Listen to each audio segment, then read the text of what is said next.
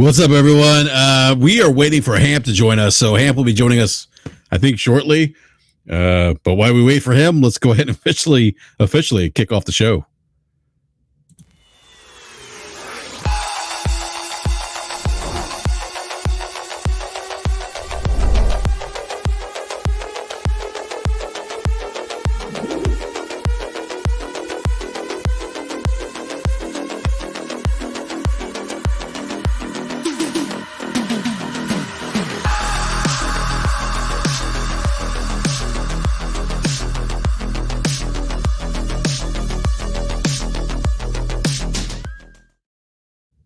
All right, happy Friday, everyone. Can't believe this week.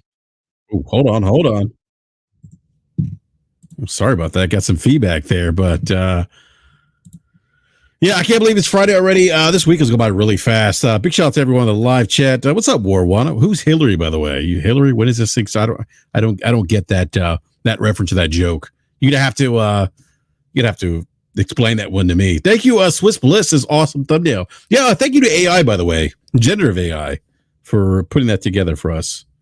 So thank you. Yeah, and here we go. Exactly. Here we go. Yeah, we're waiting for Hamp. So let me check my phone, because Hamp said he didn't get a message or something, or didn't get the invite.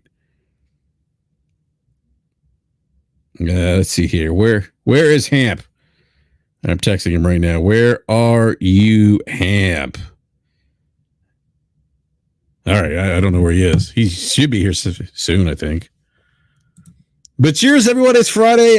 BRAP's, drinking, having a cold beverage, a cold adult beverage. BRAP, am I watching SmackDown? No. What's going on SmackDown? I did watch SummerSlam. Did see the tribal chief returned. The OTC, by the way, the original tribal chief returned. I did see that. I tell you what, WWE's firing on all cylinders right now. Big shout out to Donnell Brown with the $2 super chat. Says you need to invite Boomstick on the show. Here's the thing, Donnell Brown. Boomstick will not come on the show. He just won't. Boomstick suffers from accountability. Look, all jokes aside, he's actually a nice guy. I've talked to him offline, and although he's blocked me since, because I did challenge one of the things that he said. We got into a debate about something he said about Microsoft or Xbox, whatever, and and I kind of asked him to kind of flesh out whatever it is he was saying, to kind of qualify. I asked him to really quantify what it was he was saying, and he couldn't do that. He resorted to what's my opinion, and I understand that. I mean, okay, so it's your opinion, but you can't make an opinion on something. You can't come to some kind of you can't speak in absolutes without providing some kind of data as relates to the performance of a particular product. That's just, we talked about on this show, and that's what we do on the show. We usually talk about data points and things like that, and how the data reflects what's happening in the market. And then we do speculate here a bit. We may make predictions about how the market might react to a product, but then we go back and talk about those predictions based on actual data points. So but yeah, he won't come on the show. And I'm going to actually play a video from his show, because again, I'm just kind of shaking my head at this stuff. Yeah, I mean, Brian East, you are absolutely right. Boomstick is a good dude. If you never ask him about video games, I would agree with that 110%. I don't have an issue with him personally. He's a nice person, but his gaming takes are just terrible. They're not really grounded in reality. I feel like he often pushes, he talks about the console war stuff, and he ends up fueling. I don't know if he's self-aware of the fact that he actually fuels the console war, because he makes these, he makes up these narratives, right? These things that aren't really things, that aren't backed by any real data points. Yeah, I'd say, since he's gotten worse with these takes, he really has. He says something to the effect like, PlayStation lost half of their higher tier subscription base. That's actually not true. That's not actually what happened at all. We'll talk about that here in a sec when Hamp gets here. But he's like, there's just a lack of due diligence on his part, where he's saying things but not really doing his homework, and that's really unfortunate.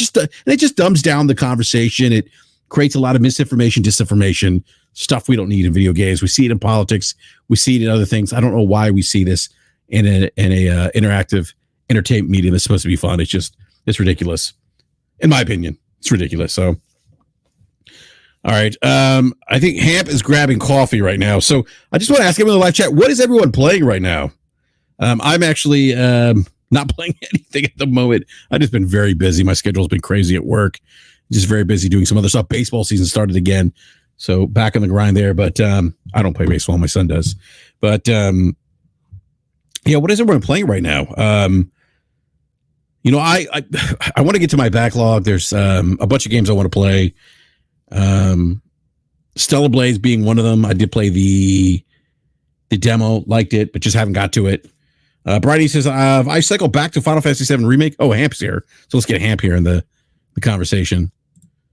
Hamp, what's going on, man? By the way, I like the new profile pic here. It's almost like you're DJing, but you're not. You're on mouse and keyboard. But it's kind of like you're DJing. What's going on, Hamp? Not much, man. Yeah, that's been around since the beginning of Season 9 over on Rounding Off Infinity. So, yeah, I haven't used it that much on the podcast, though. Oh, okay. Gotcha. Okay. No, I like it, man. It's good stuff. Thanks. All right. Sorry, man. I'm having a cerveza. It's Friday, man. It's what my Latino brethren do on Fridays. We have cervezas, man.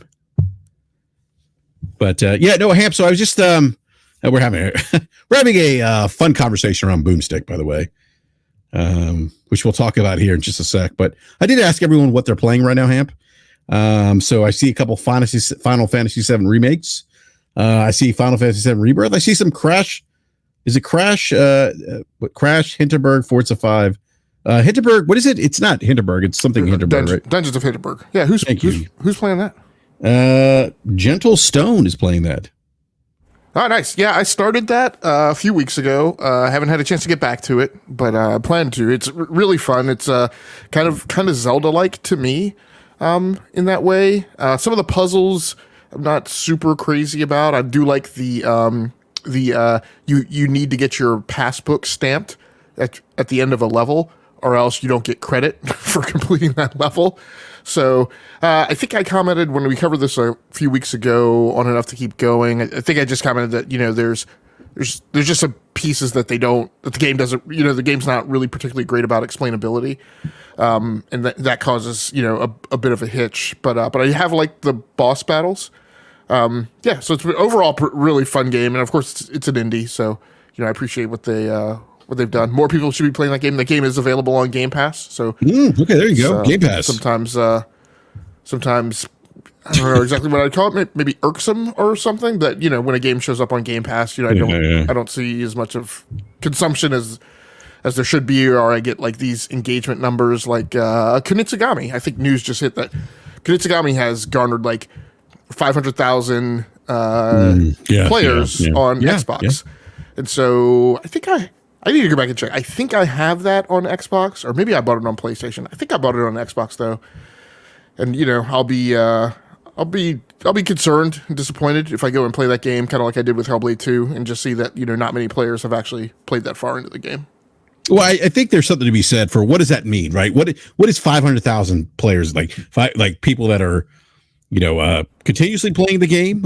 You know, no, it absolutely doesn't. I mean, I think we've really like people that just tried it, like fired up for 5 minutes, like, oh, I tried it. It's not my thing, but I'm gone.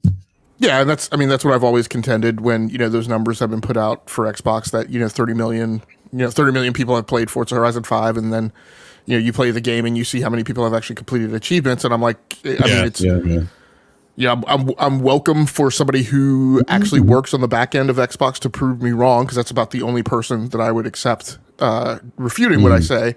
But from you know, what I know from software design and implementation, and from what I see, what is clear to me is that you're logged into your Xbox, you boot the game at a certain period of time, right in the startup sequence, your gamer tag gets associated to that game title in the back end of Xbox, and it creates a new record in the database associated with your achievements in that game and starts tracking it.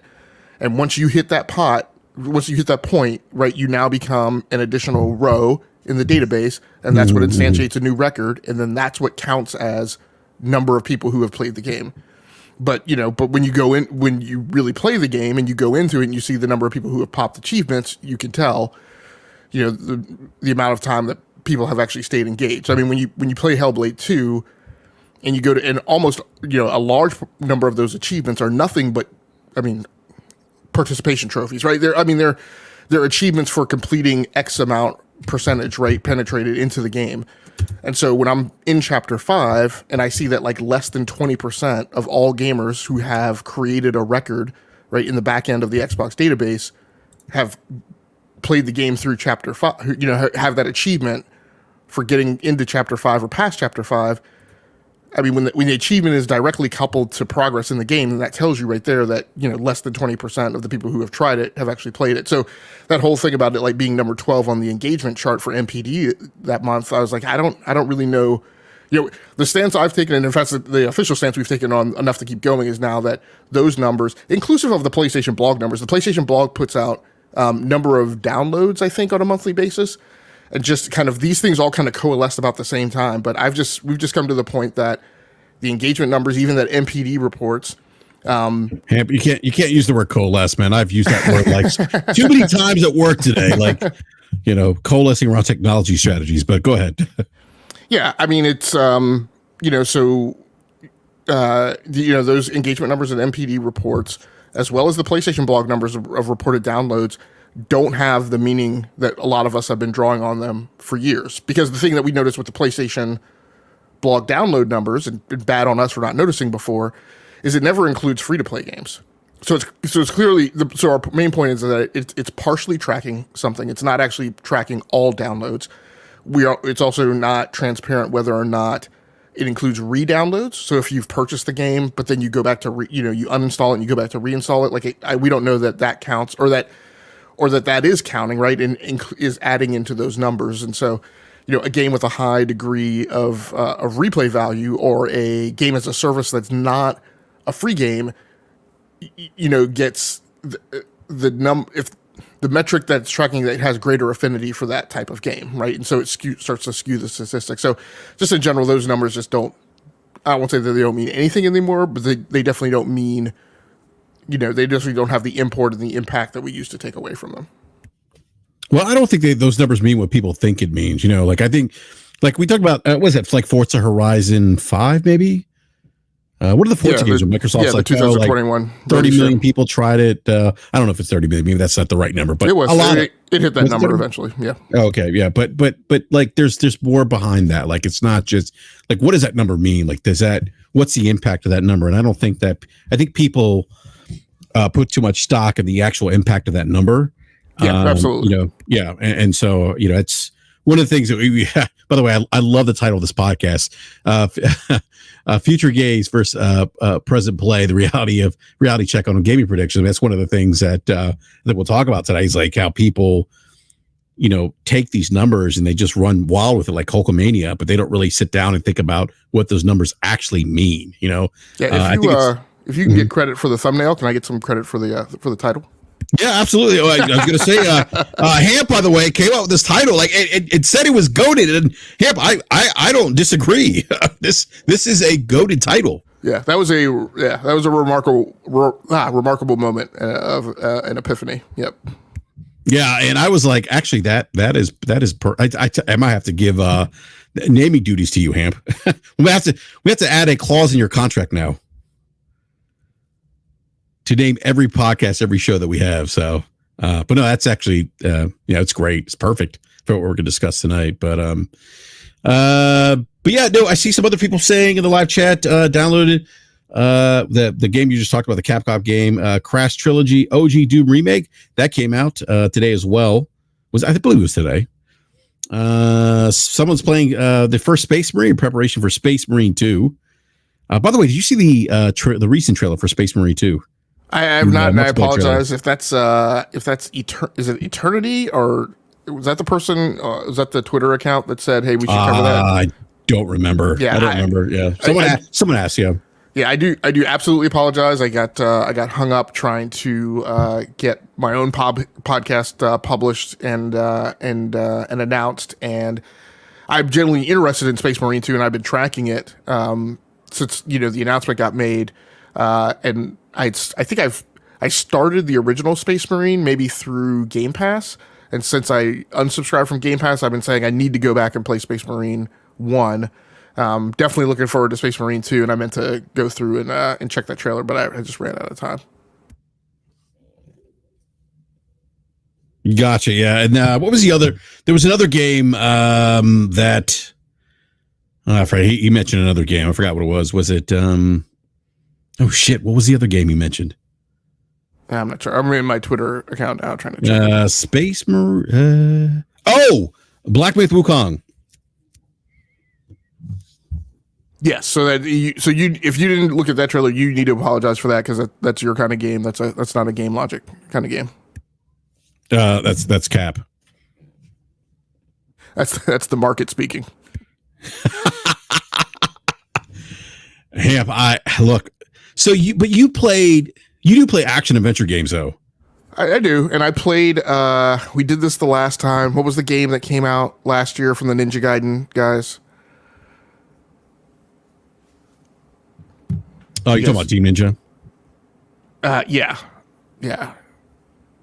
It's a similar title to Black Myth Wukong, or at least part of it is. No. Oh, are you talking about what the hell is it called? Yes, Wulong. Yes. Wulong. Yes. Wulong. Yeah. Yes. I played Wulong for a bit, and just at the end of the day, it's as you know, one of my heroes, Damon Hatfield would say, it's same old bullshit. So I played it for a while, and it's got the same soul stuff to it. Actually, I'm playing Flintlock, which I've talked about has some Souls-like design elements in it. And I think that's kind of where I'm comfortable, right, with that type of game. Okay, gotcha. Yeah. No, this game. I was watching the trailer, the final trailer. It looks like it's a beautiful looking game. Love the visual aesthetic. I think for me, obviously it's going to come down to gameplay. Like, do the gameplay mechanics of this game work well? We'll see. But I do get a little Atoji vibes. You talk about. I know you were on your From Software slander earlier in the week, which Atoji, if you remember, Atoji 1 and Atoji 2, published by Sega 20-something years ago by From Software, the developer. Atoji was really kind of had that mystical Japanese lore to it. This has that Chinese mythical lore to it. But yeah, in that regard, it kind of reminds me of Atoji. And even some of the combat a little bit remind me of Atoji. It's going to be, I haven't really read about, I don't know if they've reported on how difficult this game's going to be. But yeah, I could see some Souls-like stuff there. I think it's going to be interesting. I think where this game lands in terms of combat. I think that's the big question mark for me. Like, I know they've shown us combat in gameplay, but it's going to be interesting how all that feels. And I'm going, like, I see some people, Logic, that are probably, or not probably, I see some people that are have already pre-ordered the game. I'm going to wait for the review on this because I'm not so sure, again, where the gameplay is going to land. And I know this is a pass for you, but you know me, Hamp. I play bangers. If this is a banger, I will be there. I don't know. The game media seems very polarized about this particular title in a way that I have not seen before. Like Flintlock, they were saying Flintlock was Souls-like because the game media sometimes doesn't pay attention. And they were all on that bandwagon. But as soon as the developer came out, right, and finally got ahead of that PR wave and said, nope, not a Souls-like, these are the reasons why, then coverage became a little more balanced about it. But Black Myth Wukong, what I see going on now is that you see one journalist saying it is a Souls-like, and you see some saying it's absolutely not. So that one's the jury's really still out on that. What I will say is this is an absolutely gorgeous game, and I find myself on the fence of, man, I might just buy this just simply on the beauty. But if it's so difficult that I never get to see a cutscene, then that will be pointless. But yeah, I mean, jury's still out on this one. We're gonna have to wait until it gets into some reliable people's hands, who really are able to really speak to, why it's a Souls-like. The design of Flintlock, for example, I've said I think part of the problem is where we are just in the gaming conversation is there isn't really an agreed upon or even mildly agreed upon social contract of like what is a Souls like. For some, I believe for the Souls community, it is simply and entirely a matter of difficulty. Yeah, that's what it's like for me. Like when I hear Souls light, it's like, okay, like this is not as difficult as a Souls game. Like it's got like elements of Souls in terms of like leveling up, you know, these big boss set pieces. But yeah, I'm sorry, go ahead, Lutch. No, I'm fine. Yeah, no, that's, you were taking it away right there. Like it's simply a matter of difficulty, and I'm willing to accept that. But then what I need you guys to accept is the moment then you classify it as a Souls-like using that rubric, I'm immediately saying I'm out because I'm not interested. I'm not going to be replaying a bunch of BS, right? Just from some goofy spawn point with no like recharging of ammo between there and my objective and like 12 enemies. Like, no, I don't have time for that. You can't put the game on pause, yada, yada, yada. So, I mean, again, that's fine if we want to have that definition, but then, like I said, I'm just going to give those things a hard pass and move on. And most importantly, I am also not going to expend the effort to figure out whether or not you're right or not.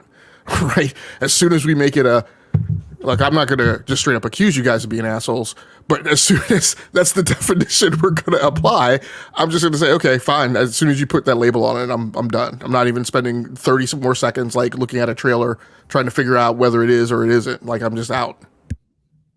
Yeah, no, I hear you. I mean, you're right. Like the media is a little polarized on this game. Like I haven't seen people go, I haven't seen a consensus around this game. And even like for myself, like I think it looks great. The Chinese, that mystical lore to it looks appealing to me, but I'm just like, okay, like is it going to stick the landing in terms of combat? That's the big question mark for me. So we'll see. But the game does release end of the month. But I will say, like, this is a game from the China Hero Project, if I'm not mistaken, right? Logic, one of the I don't. I'm not absolutely certain about that. Could be. I haven't.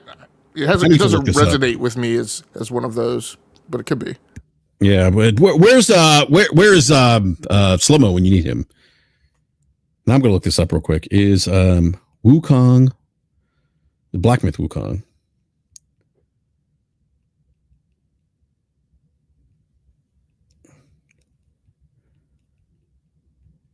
I think it is. I want to say it is.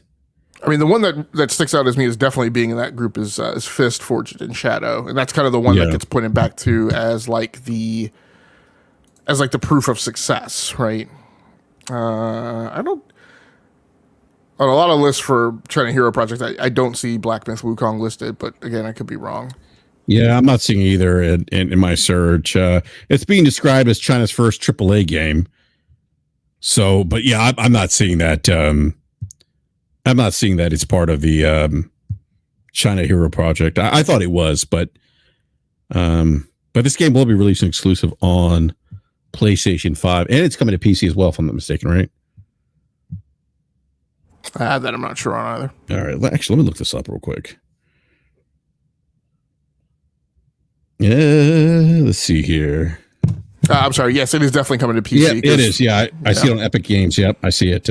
Actually, no, it is because there was I think it's like on the top most pre-order game on Steam now. Let me look this up because I feel like I saw that early. And one of the previews written about it is on PC Gamer. So I think it's up there on. Yeah, actually, it's coming to PlayStation 5, PC, and Xbox Series XS. So it is a Gen 9 only title.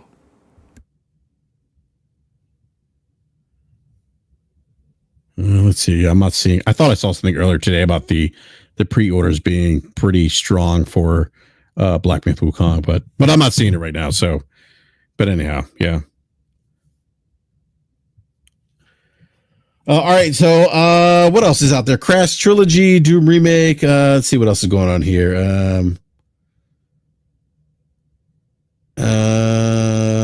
Let's see, a review leaked, which I'm not sure it's legitimate, but it says it's a 90+ hour game with 70 different forms to change to. Okay, I did hear about that leak. I think it was. I saw that. I read that from Detective Seed. Someone broke embargo apparently. So, but I haven't seen the actual review. Ward Wild with the $5 super chat says, "Big Souls enjoyer here. I truly hate Souls-like, etc. titling. It's just so reductive to the game identity, to the game's identity, can harm it more than help it, in my opinion." Thank you for that super chat.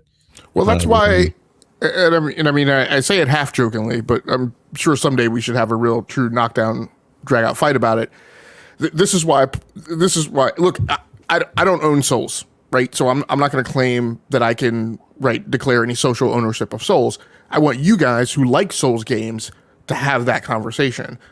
But what you mentioned about like to you, Souls games are dictated by their difficulty, like as like the primary indicator of whether or not it meets that category or not.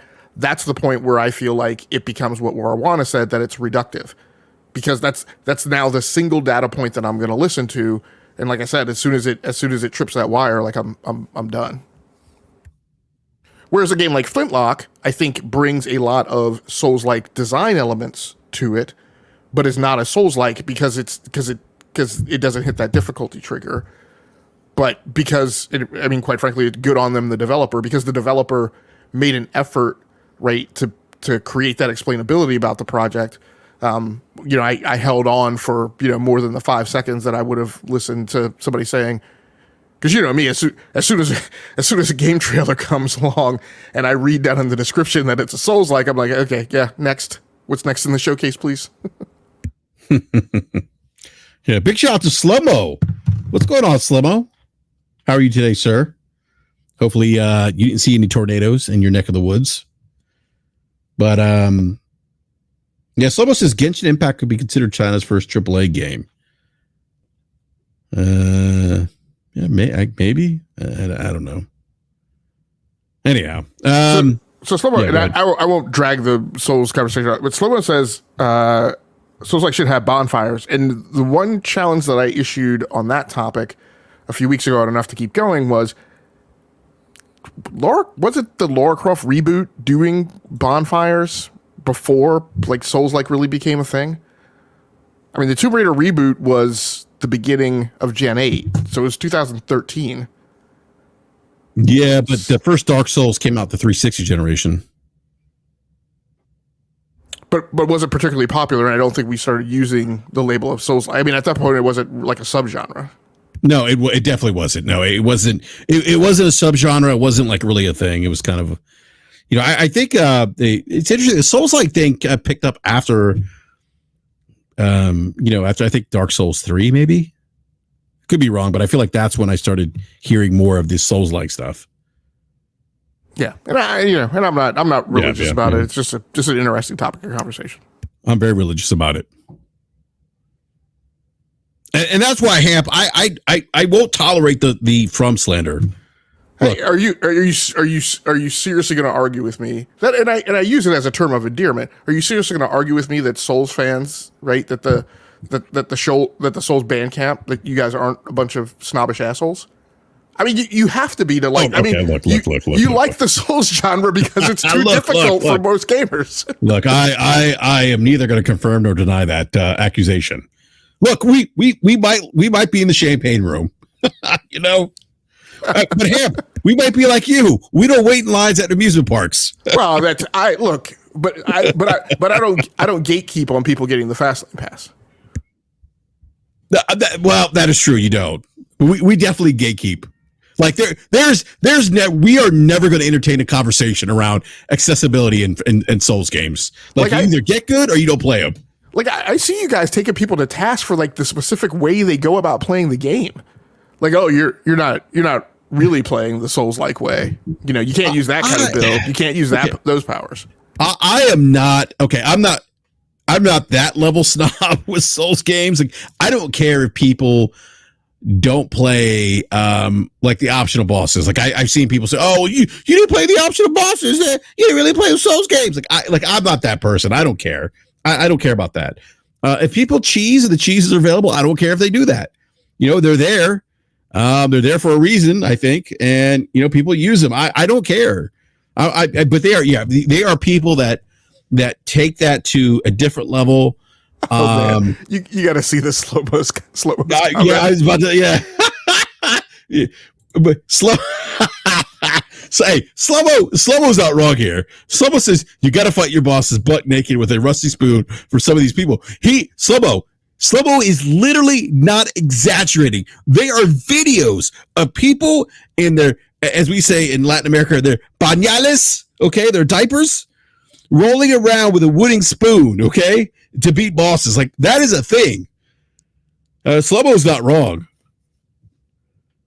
Oh my gosh, that is pretty funny. Have you ever seen those videos, Logic?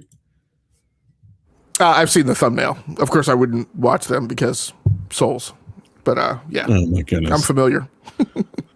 Jeez. That is too funny. Yeah, but look, I think it's great to see the people in the live chat who are playing games, having fun doing so, because that's ultimately what it's all about. Yeah, Knights of the Realm. Oh God, here we go. Knights of the Realm. Here we go with the pony. Knights of the Realm. You were here last week, man. Why are you coming back, man? You clearly suffer from micro penis syndrome. So just leave. Like, you came here, you try to make a mess, just go. We don't welcome the type of dialogue and conversation you bring here in the live chat. Big shout out to Longhouse Gaming Podcasters in the house. Josh Ayers, Brian East, Slow-Mo Backslap, Warwana, the regulars, if I missed anyone, Nate. But yeah, I want to give a shout out to live chat again. Please hit that like button if you haven't done so already. Why? Why do you think Knights of the Realm? We talked about this last week, by the way. Yeah, you're right, Josh. I should just ignore him. But anyhow, Logic. So, by the way, your title again, but for those who missed earlier in the show, we give Logic his flowers here. Came up with the title of tonight's show: Future Gaze versus Present Play, the reality check on gaming predictions. And we're seeing that quite a bit, Logic. We're seeing people try to predict the future. We have talked about this on the podcast quite a bit, where, at least with gaming Twitter, they tend to get it wrong a lot of the times. They tend to make these bold predictions without letting the market just do what it does, right? Let a game do what it needs to do. We're hearing this with the impact of Call of Duty Black Ops 6 to Game Pass. Look, I think, in my opinion, and I think you would agree with me, Logic, I think there's definitely going to be a positive knock-on effect to Black Ops 6 in Game Pass. I mean, and I wonder if part of this conversation was driven by Strauss Zelnick, who's your favorite CEO, by the way, Logic. That he is. I need to look up the numbers. I believe that now with Kotick retiring, I think he is the longest running CEO in the gaming business, because he came to power, which is the term I use for Strauss Zelnick taking over CEO. He ascended to the throne in 2011, so he's been in the seat for 13 years. Oh, is he? Oh, Strauss Zelnick has great taste, by the way. Pocket square, yes, that's the way to go. No ties, pocket square, French cufflinks. But but Strauss Zelnick did have a. Was it okay? So I didn't read the entire. Well, actually, I did read the article. I don't remember though if it was an interview. But Christopher Drink, big shout out to GameIndustry.biz. By the way, if you're not. Just to follow up on that, just before you get too far, and then get some knuckleheads in the comments. It was an interview, so it called back to some comments he made back in 2022. But the updated comments are from a post earnings call interview that he had with GI Biz. So they just recently announced their quarterly earnings reports. So it was the post of that. Yeah, well, I saw some people take issue, like, well, why is he talking about this again? We know his stance on this. Well, I mean, because now we have an example of a major AAA game that, like, we all know Call of Duty does numbers. Like, this is literally the biggest AAA game to ever release day and date into a subscription service.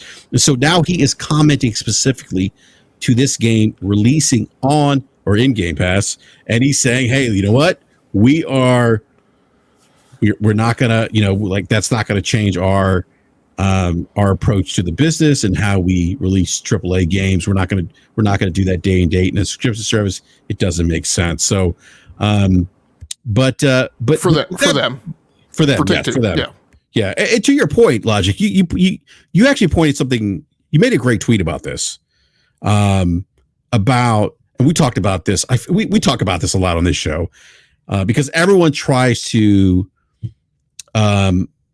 like put every developer, every consumer into the same box, and that's not how it works. That's not the reality of developers or consumers.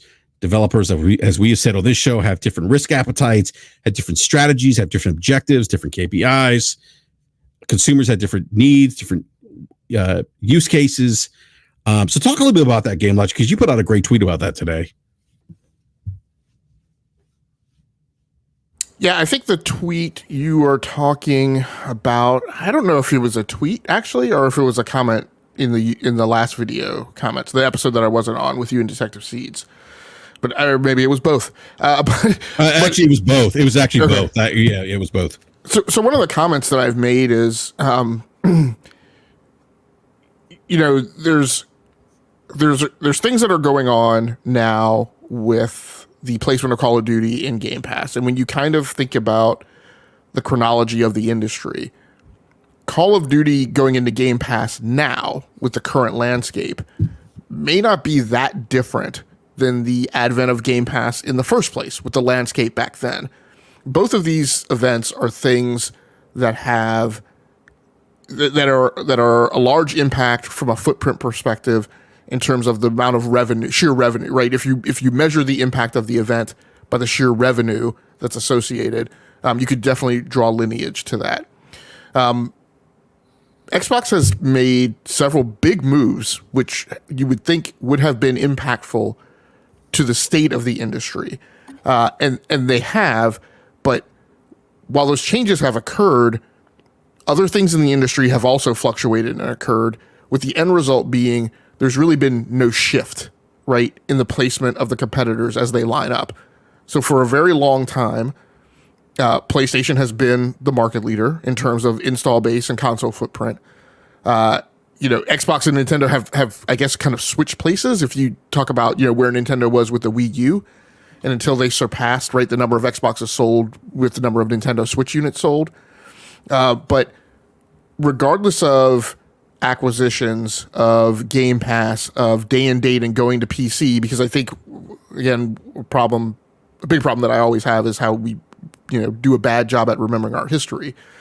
And one of the things is we fail to remember that there was Game Pass just on the console. Then there was day and date and PC. Those are two separate events, actually separated by 2 years, if I remember correctly. Because I can distinctly remember Game Pass comes along, I say, nope, not going to bother. And actually, before Game Pass even, I would talk about the Xbox strategies that were designed around gaining endearment to its fan base during the Xbox One era, where things were not really going particularly well. Backwards compatibility actually preceded that, right, as a thing that caused a big cheer and a big uproar and caused people to say, yeah, I'm not going to defect it, right? Because remember, people were defecting and going to PlayStation. And that was one of the things that made the old guard say, yeah, okay, well, maybe I'm going to hold on. Maybe I'm not going to jump ship yet. But my point is that despite all of these shifts in strategy and these revolutionary things that have come to pass, at least that revolutionary in terms of the scale, right, in their approach, they haven't caused really a shift in market positioning.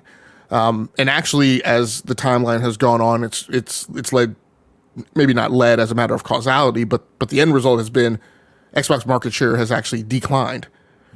There were some conversations going around in the comments today about MAU, and I'm not going to get into all the math on it, but you know, I constantly talk about the difference between MAU and ARPU, and if you have a bunch of monthly active users who aren't spending any money, then why does that matter, and why are we talking about it, and why are you using it as a Hamp? Yeah. Right. I do want to flesh that out to your point. Like, people put a lot of emphasis on, oh, they got monthly active users. Yeah, it's like, guys, what does that mean? What does that mean? Like, what are those users doing to drive profit margins? To your point, what is the average spend per user? Or average revenue per user, ARPU. That is the definitive number that's going to give you insight into the health of that particular business. But go ahead. I'm sorry. No, and I mean, as a good analogy and a good, for instance, right, you could look at iPhone users versus Android users. And the ARPU is definitely higher for iPhone users. And that's why we have this industry dynamic that all developers know, and everybody participating in the business in the space know, that iPhone users are much more likely to actually spend money on an app. That is why developers quite often, the vast majority of the time, say, hey, I'm going to launch an app. I'm going to launch on iPhone first, because that's where people are going to spend money. If I put that app on Android, I probably need to make it a free to access app. It's also kind of funny that, I don't hear the same outcry from Android users about apps skipping Android. Maybe they're just not as engaged or as involved as the gaming discussion.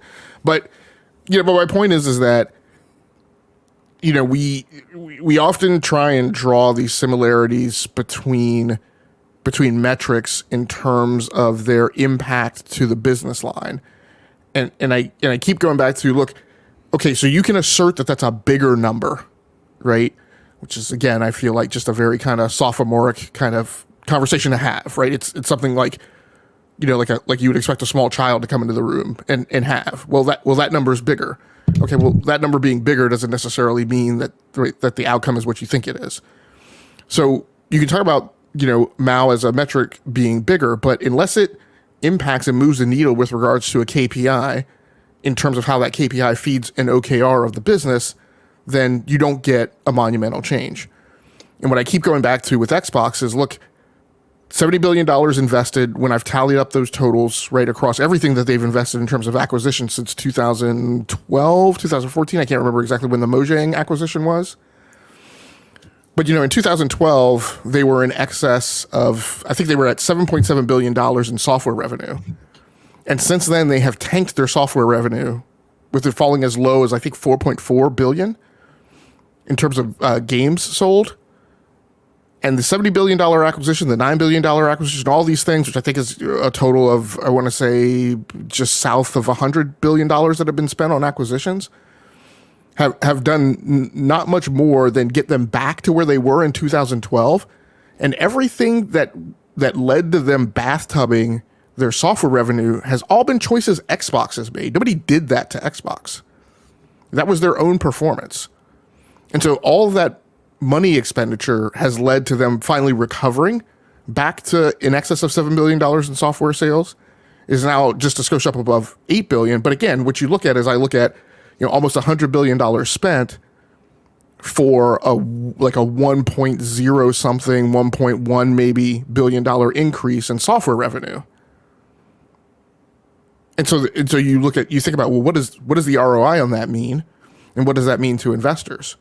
Another thing that people keep skipping that I keep mentioning is, yes, the Activision acquisition got done, but in order to achieve the Activision acquisition, it wasn't just the $70 billion that was spent to acquire that company. It was the amount of money that they spent in legal fees. Because I guarantee you that hotshot lawyer group out of DC that knows the regulatory environment, right, and antitrust, they were not cheap. And that trial went on for a heck of a lot longer than Microsoft had planned. Yeah. Hey, Hamp, I just want to clarify something here, because I know people are going to think that we're quote unquote hating on the Activision deal. We're not doing that. What we're trying to do is give some inside baseball into the impact of the deal that people probably aren't aware of. We're trying to get some context to rate what the actual impact of the numbers that people quote is. And what I'm leading up to is, it was a $70 billion acquisition. It was the increased cost in legal fees that were not anticipated. I add to that, right, when I think of like total cost of that acquisition, add to that Phil Spencer has admitted himself that his own GLT was distracted by the trial, and that involved much more time and focus than he felt that they needed. Now I go back to 2022, the year of the big miss in terms of their pipeline and games that they thought they had lined up. And remember the email that dropped out of that, and the email saying, from Phil Spencer, right, to Sarah Bond and Matt Booty. Sarah Bond wasn't even promoted at that time. She was reporting up to that put her in the organization like 2 levels below, I think, at least Phil Spencer. And Phil sends this email out and says, hey, I'm looking at the pipeline, and this is in the summer, by the way, summer of the year. And he goes, hey, I look and I see we don't have any like big titles lined up. Like, what are we going to do? And of course, at the time, I'm thinking, right, as an executive who works in a technology firm, I'm like, I'm pretty sure if my boss came to me and said, hey, you don't have any plans for your pipeline for the remainder of the year, given that one of the big things that happens in business is as a P&L leader, typically what you're required to do is in December of the preceding year or January, you're required to put in your AOP, which is your annual operating plan, which is your commitment to basically how much money you're going to make out of your division, right, for the year. And since that's heavily hinged in Xbox on like titles that they're going to have in Game Pass, it was flabbergasting to me, like that in summer, like a few weeks before the showcase, they were like, it feels like I don't know what's going on, and neither do you guys. So then tell me how that same leadership team, right, then has a year where they're fully distracted. I think that definitely contributed to things like Redfall, like Starfield, like Forza. So I personally add the cost to that. But then on top of that, the big whiff that people are making in terms of the analysis is it's been 3 quarters since Activision has been acquired. You have all that cost that's been built up. But on top of that, when you look at the earnings report, which most people don't, one of the things that Amy Hood has been calling out is she's been putting a slide in the earnings report, in the earnings call, showing the walk of the total cost of the Activision acquisition. And one of the things it's been pointing to is that has been causing a negative hit to profit in the Xbox division for 3 quarters running, ranging anywhere from like mid 200 million to 600 million. And so the total cost over the 3 quarters is about $1.4 billion. So number one, it's surprising. Maybe there's some causality to it that it was at its highest last quarter. Maybe there was additional capital investment made on getting Black Ops 6 done. Maybe they brought on contractors. I don't know.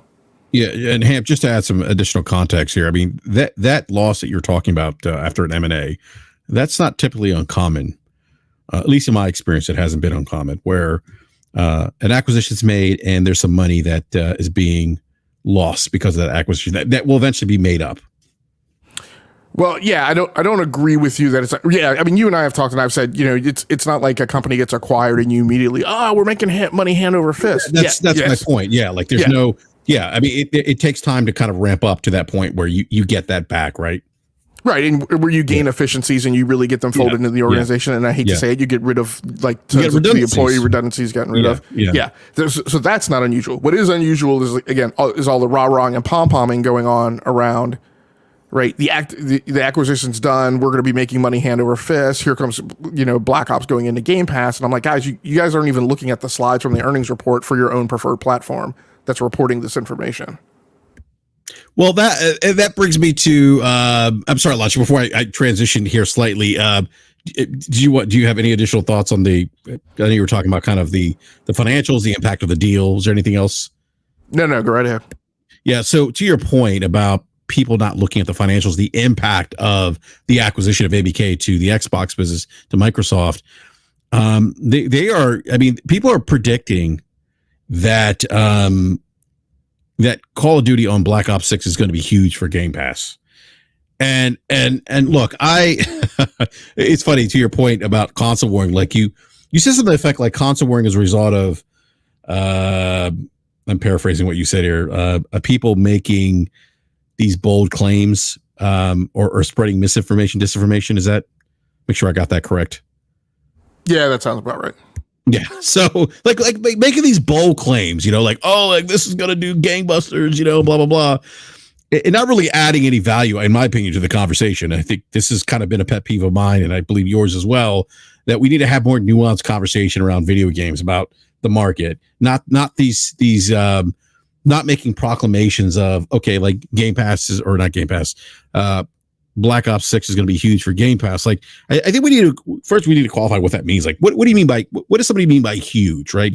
Is it that it's going to drive ARPU numbers up for, for Game Pass and people to spend more money? Does it mean subscriptions? And even if it does mean an increase in subscriptions, that to me still needs to impact the bottom line in a very positive way. And I think people aren't, and I think I said this earlier today on Twitter, I think people aren't, they look at like monthly active users and they don't go and they don't like tug at that thread and think about what that actually means to the business, you know. And I think where they stop short is, okay, well, and we talked about this just earlier in the show. What does that mean from a profit perspective? Are those new active users driving profit? Are they spending money within the ecosystem? That's what Microsoft hoping what happens by getting people into Game Pass, or hoping that they spend more money.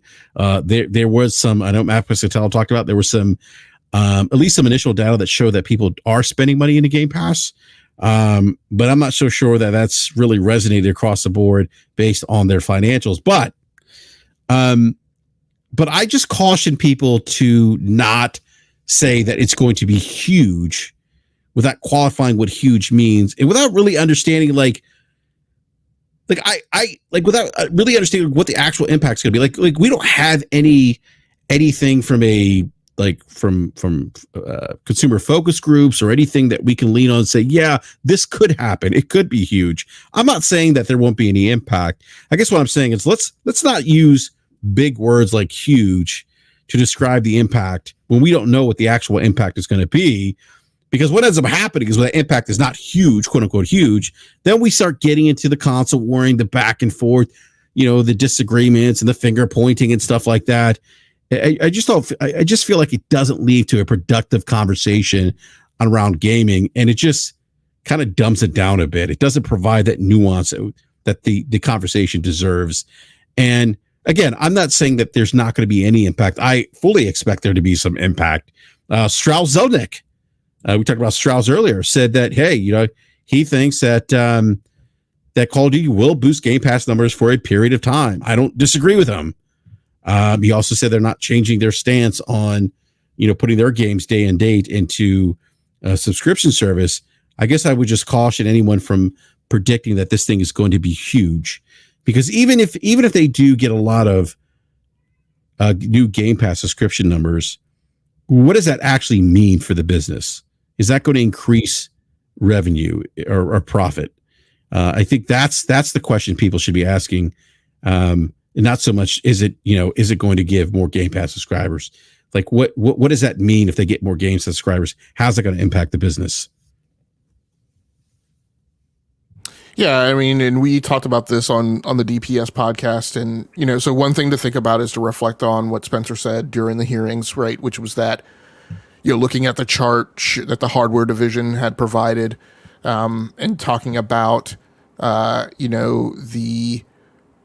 they had on there that the objective was to hit 100. I want to say it was like 100 million subscribers by like 2027, I think. And Spencer looking at that and under oath saying, yeah, I think if we don't exceed that number, then we've got to make some fundamental decisions about like what the business really is, right? And then he mentioned that in order to be hitting that number, we actually need to know, right, some number of years before then that we're on track to hit that number. And then looking at taking that point as a snapshot and kind of looking at where the trend line was indicating, there was a number of analyses that went around that said, we should know at this point that they're not hitting that number. Now, the Activision acquisition has been talked about as an accelerant. And so if they're going to hit that number, then you've got to leverage the Activision acquisition to do that. So that's what they're doing by putting Call of Duty in there. My personal feeling is, let's say Call of Duty helps them onboard 30 million additional users, right? 30 million additional users is going to put them at 65 million. They'll be just over halfway of where they need to be to get to that $110 million subscriber number in 2024. 3-4 years left to go to hit the number, and that number was the timeline for that number was coinciding with kind of where they were predicting like launch of the next generation, which was 2028. So it was a year longer than the past few generations have been. But one of the things I've talked about, and we've heard indications and rumblings of this, is that now that both PlayStation and Xbox know that each was looking at targeting 2028 to launch their new platform, one of them is going to go first. Right? So one of them is going to launch in 2027. And I've also often talked about how look at AMD and look at NVIDIA. As I said this, I think almost 2 years ago on the show. They're not slowing down. The march and pace of technology has not stopped or slowed down or pump brakes. No, not at all. So nobody's going to wait around, because of the pandemic and years lost. I often say this is going to be the lost console generation because you're going to have a number of people. This is like Windows 8. Right? You're just going to have a number of people that are never going to upgrade. They're going to stay on their old stuff. And when the next generation comes along, then I predict you're going to see a surge, right, in people upgrading, right, across all platforms. Maybe not Nintendo, because Nintendo's kind of kept pace with what it's doing on its own clock. So, but anyway, let's say they get to 30 million, that puts them to 65 million. Now, the thing to acknowledge is that is the single biggest instantaneous number jump you are going to have ever. There is nothing, right, available to PlayStation and Xbox in terms of an IP that is bigger than Call of Duty. Putting Call of Duty in Game Pass based on that 30 million projection is not going to get you to where you said you needed to be, right, to retain the business and the model that it is right now.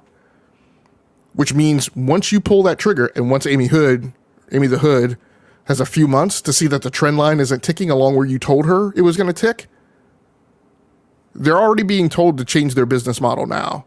They're already being told no red line. They're already being told, I don't care, all these promises you guys have been making for the last few years, you're not going to be allowed to keep doing business the way that you've been doing it. You're not going to continue to get accountability margin. Because Satya keeps coming over here asking for money for AI. So now you guys are going to have to fight for funding the same way every other division is asking for it.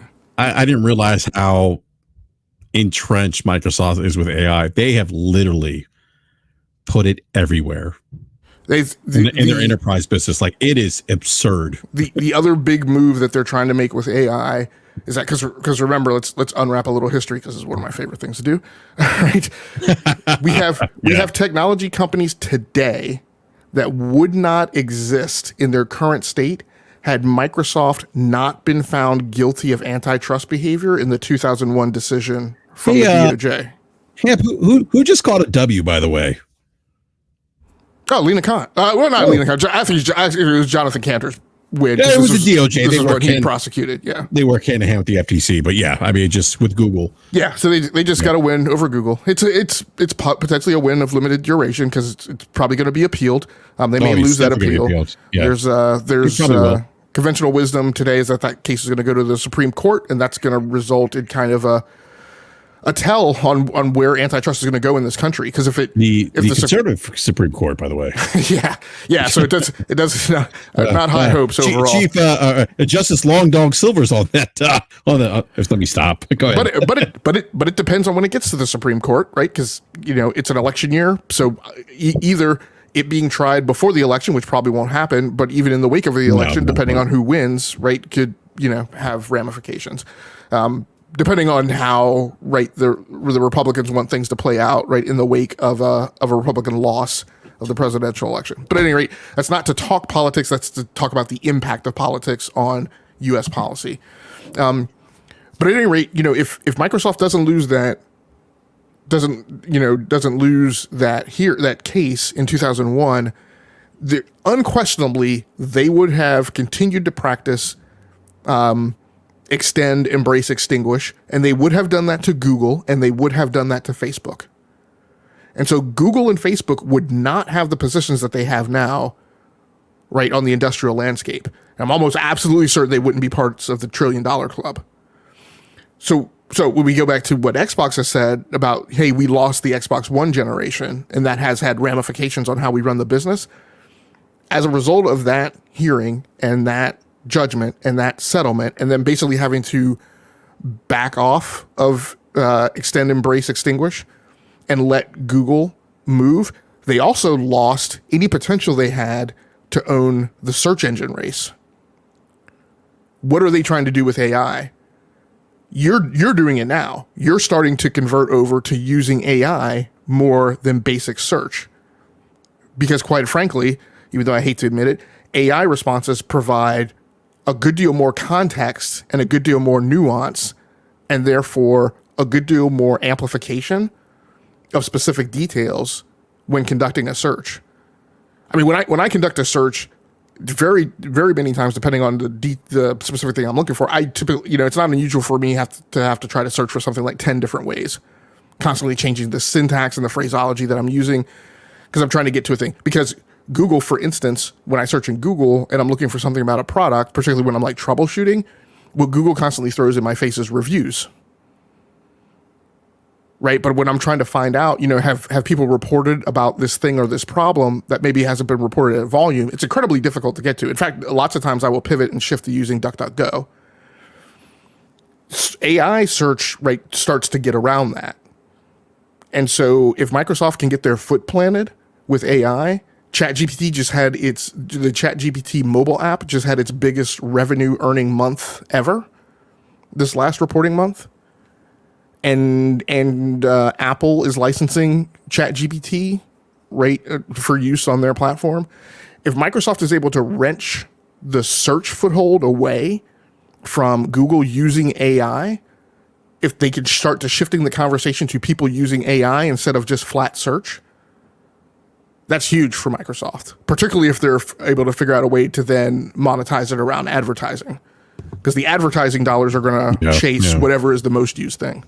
Yeah, absolutely. Yeah. I've actually been using Bing a bit more than I historically have. So this is my thing. I mean, the statement from ChatGPT, the statement from this case going on now, right? For the case that Google just lost, is Apple is saying there's no money that Microsoft could pay us that would make us use Bing. That's funny. No, but I've been using it more recently. So. Oh my God, I was going to say something and I completely forgot. Go ahead, Logic. It'll come back to me at some point, but go ahead. Yeah, no. So my point is that, Call of Duty will probably have impact. But my feeling is it's going to be an impact that is a bit of a wash, because for every person that you have who doesn't care about where they play Call of Duty, I think you have another person who also feels the same way. They don't care where they play Call of Duty, but therefore they're not going to have any incentive to switch. So you're going to have people who are incentivized by the same causality, but they're going to wind up making different decisions. And so I don't feel that there's any market indication that says everybody's going to jump ship. The other thing that you mentioned that I put in that comment, and I think I put on Twitter, is that the fact of the matter is today, based on the market data that we can see, based on objectivity, based on evidence, is that there are some gaming consumers that are not incentivized by cheap cost of access. They don't switch platforms just because of cheapest cost of access. They are willing to pay for access to games.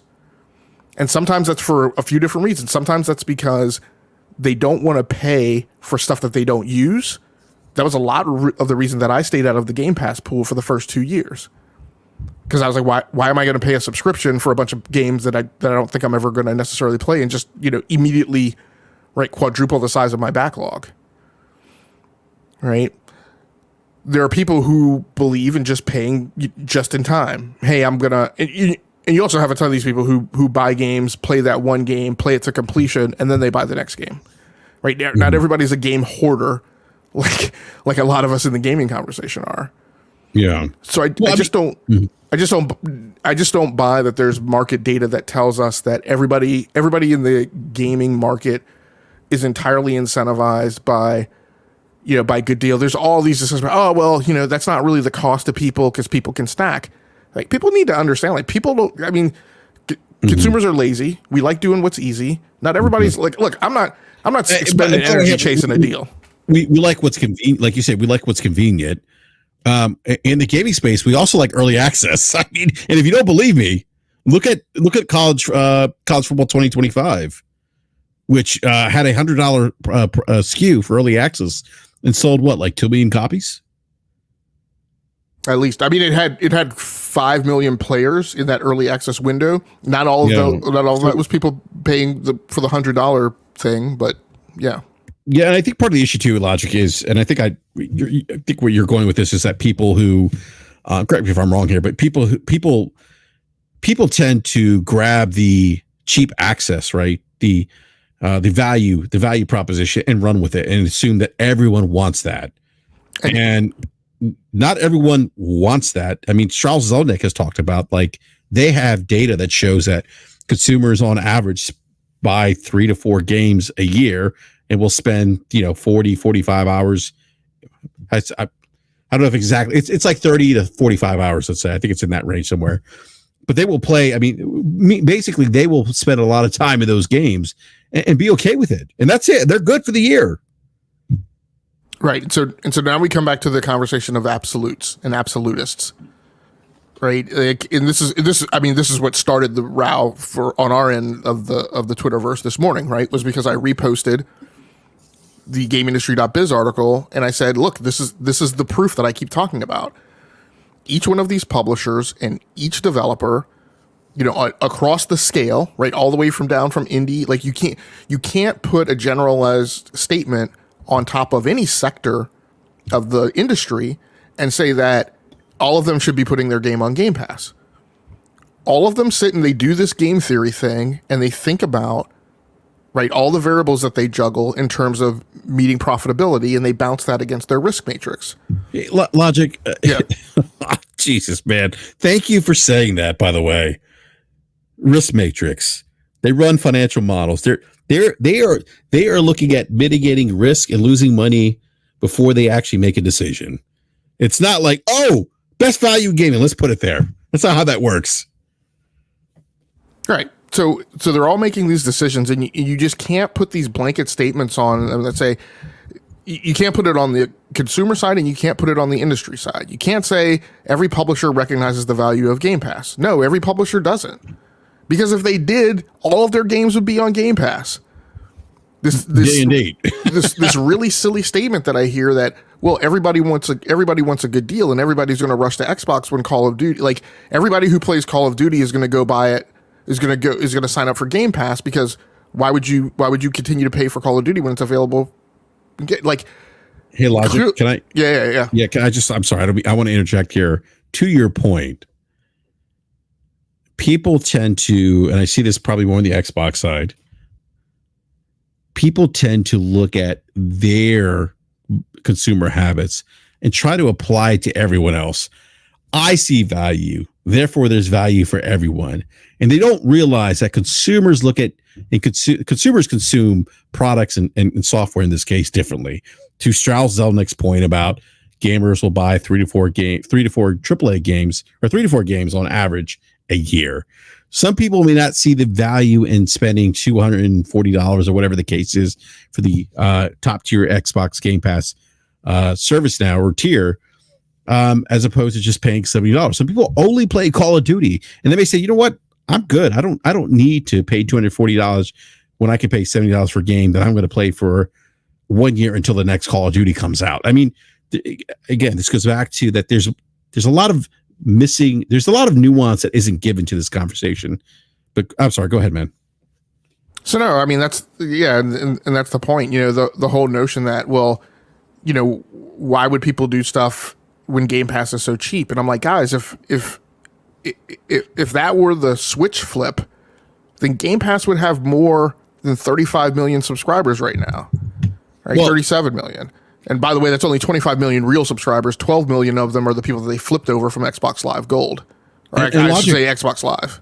And Logic, that was kind of the argument going into this console generation. We talked about this earlier. We both agree that we thought Microsoft was going to be more competitive this generation because they addressed the first party issue. They bought studios, and then they had this value proposition of the Xbox Series S and Game Pass. And then we see how the market reacted. The market saying, yeah, those things are nice, but not everyone sees value in that. And then you have these people like beating on their chest saying, well, no, that's the best deal in town.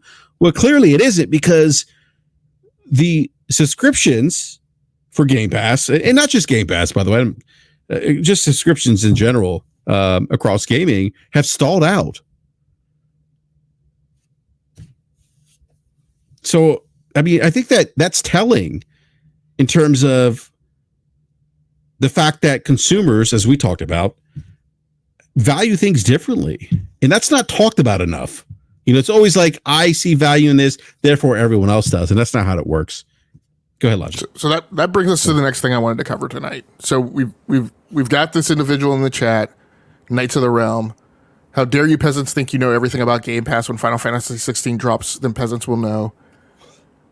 What was his other thing that he said? When Final Fantasy 16, you know, all of this, the guy who was in the comments in the last video talking about Mao, right? And then as we went through that conversation, and I actually gave him deference, and I'm actually, look, that person who was in the comments, my first response to you was actually fairly caustic by my own measure. I actually took time to go back and edit it. Yeah. You might make him angry using big words. Yeah. I took time to go back and edit it, right? To flatten it, to smooth it, to like back off of some of what I felt like maybe what I was saying was combative, for you to come back with a combative response, right, in the second exchange. So just let it be fully well known on this show that, like, I've made my last effort to be apologetic. You come into the BRAP chat with some stupidity, asserting a bunch of stuff that proves that you don't know what you're talking about based on lies and mistruths, I'm just going to let you have it. And in case I haven't conveyed it, I'm a sailor. My default manner of addressing people is not anything nearly as polite and conscientious as most of you guys have been exposed to. So, right? So that's really particularly aggravating. Like, I literally went back to the thing and actually backed off of any feeling that I was like assaulting you or attacking you, and you came back with what you came back with. But my point for you and Knights of the Realm, all this constant talk about what the future is bringing, that person actually came back and said, you know, in 10 to 15 years, you guys will see that I'm right. I'm like, 10 to 15 years? I'm like, this is my point. And my point is to use this data point to refute your guys' claim that, oh, we're ponies or we're fans of PlayStation, and that's what you're constantly commenting. No. What we're talking about is the market data as it exists today. You guys are the ones who are talking about, this is my prediction about how it's going to change. This is going to prove you guys wrong. This is why you need to be reading the room. That's really an idiotic take. What we're talking about is numbers that exist today. Typically numbers that you guys haven't bothered to go look at. You spend a ton of effort to come in here and fluff yourself and keep yourself hard having the Xbox bukkake, right? Instead of actually spending your time going and doing the research and look at the tangible objective data. What the tangible, and I'm going to tell you the truth, part of my problem in the soul searching that we do here is, quite honestly, I can't tell you why the market hasn't responded to Xbox's strategy. It doesn't entirely make sense to me. Xbox has a console SKU on the market that is the same cost as the Nintendo Switch, but is a more powerful console. The Xbox Series S is more powerful than Nintendo Switch. It costs the same. It arguably costs less if you compare it to the OLED Nintendo Switch SKU. It gives people via Game Pass access to a library of games that, in my opinion, is more sophisticated than the content that you can gain access to on the Nintendo Switch at a higher level of performability.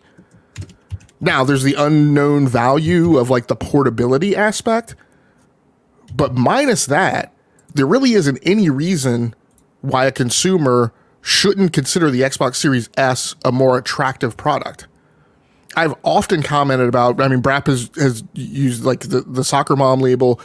I don't think I originally had that, but I think it's apropos. But my whole point is little Johnny going to Best Buy with his mom. Right. You know, whether it's a soccer mom or not, my point is like, look, the Luddite parent who isn't super up on technology and doesn't understand all this stuff, their problem in the October to December timeframe is get to the store, get the thing.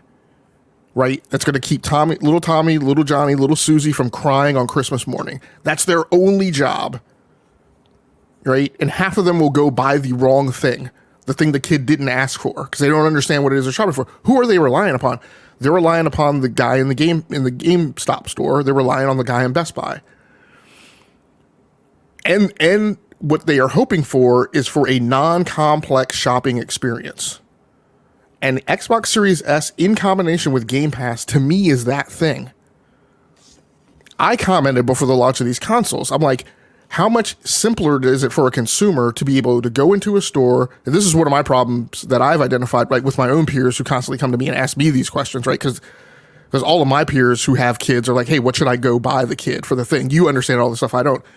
What is a simpler thing to explain to a parent than, hey, you can buy this thing, you can hook it up to a standard, right?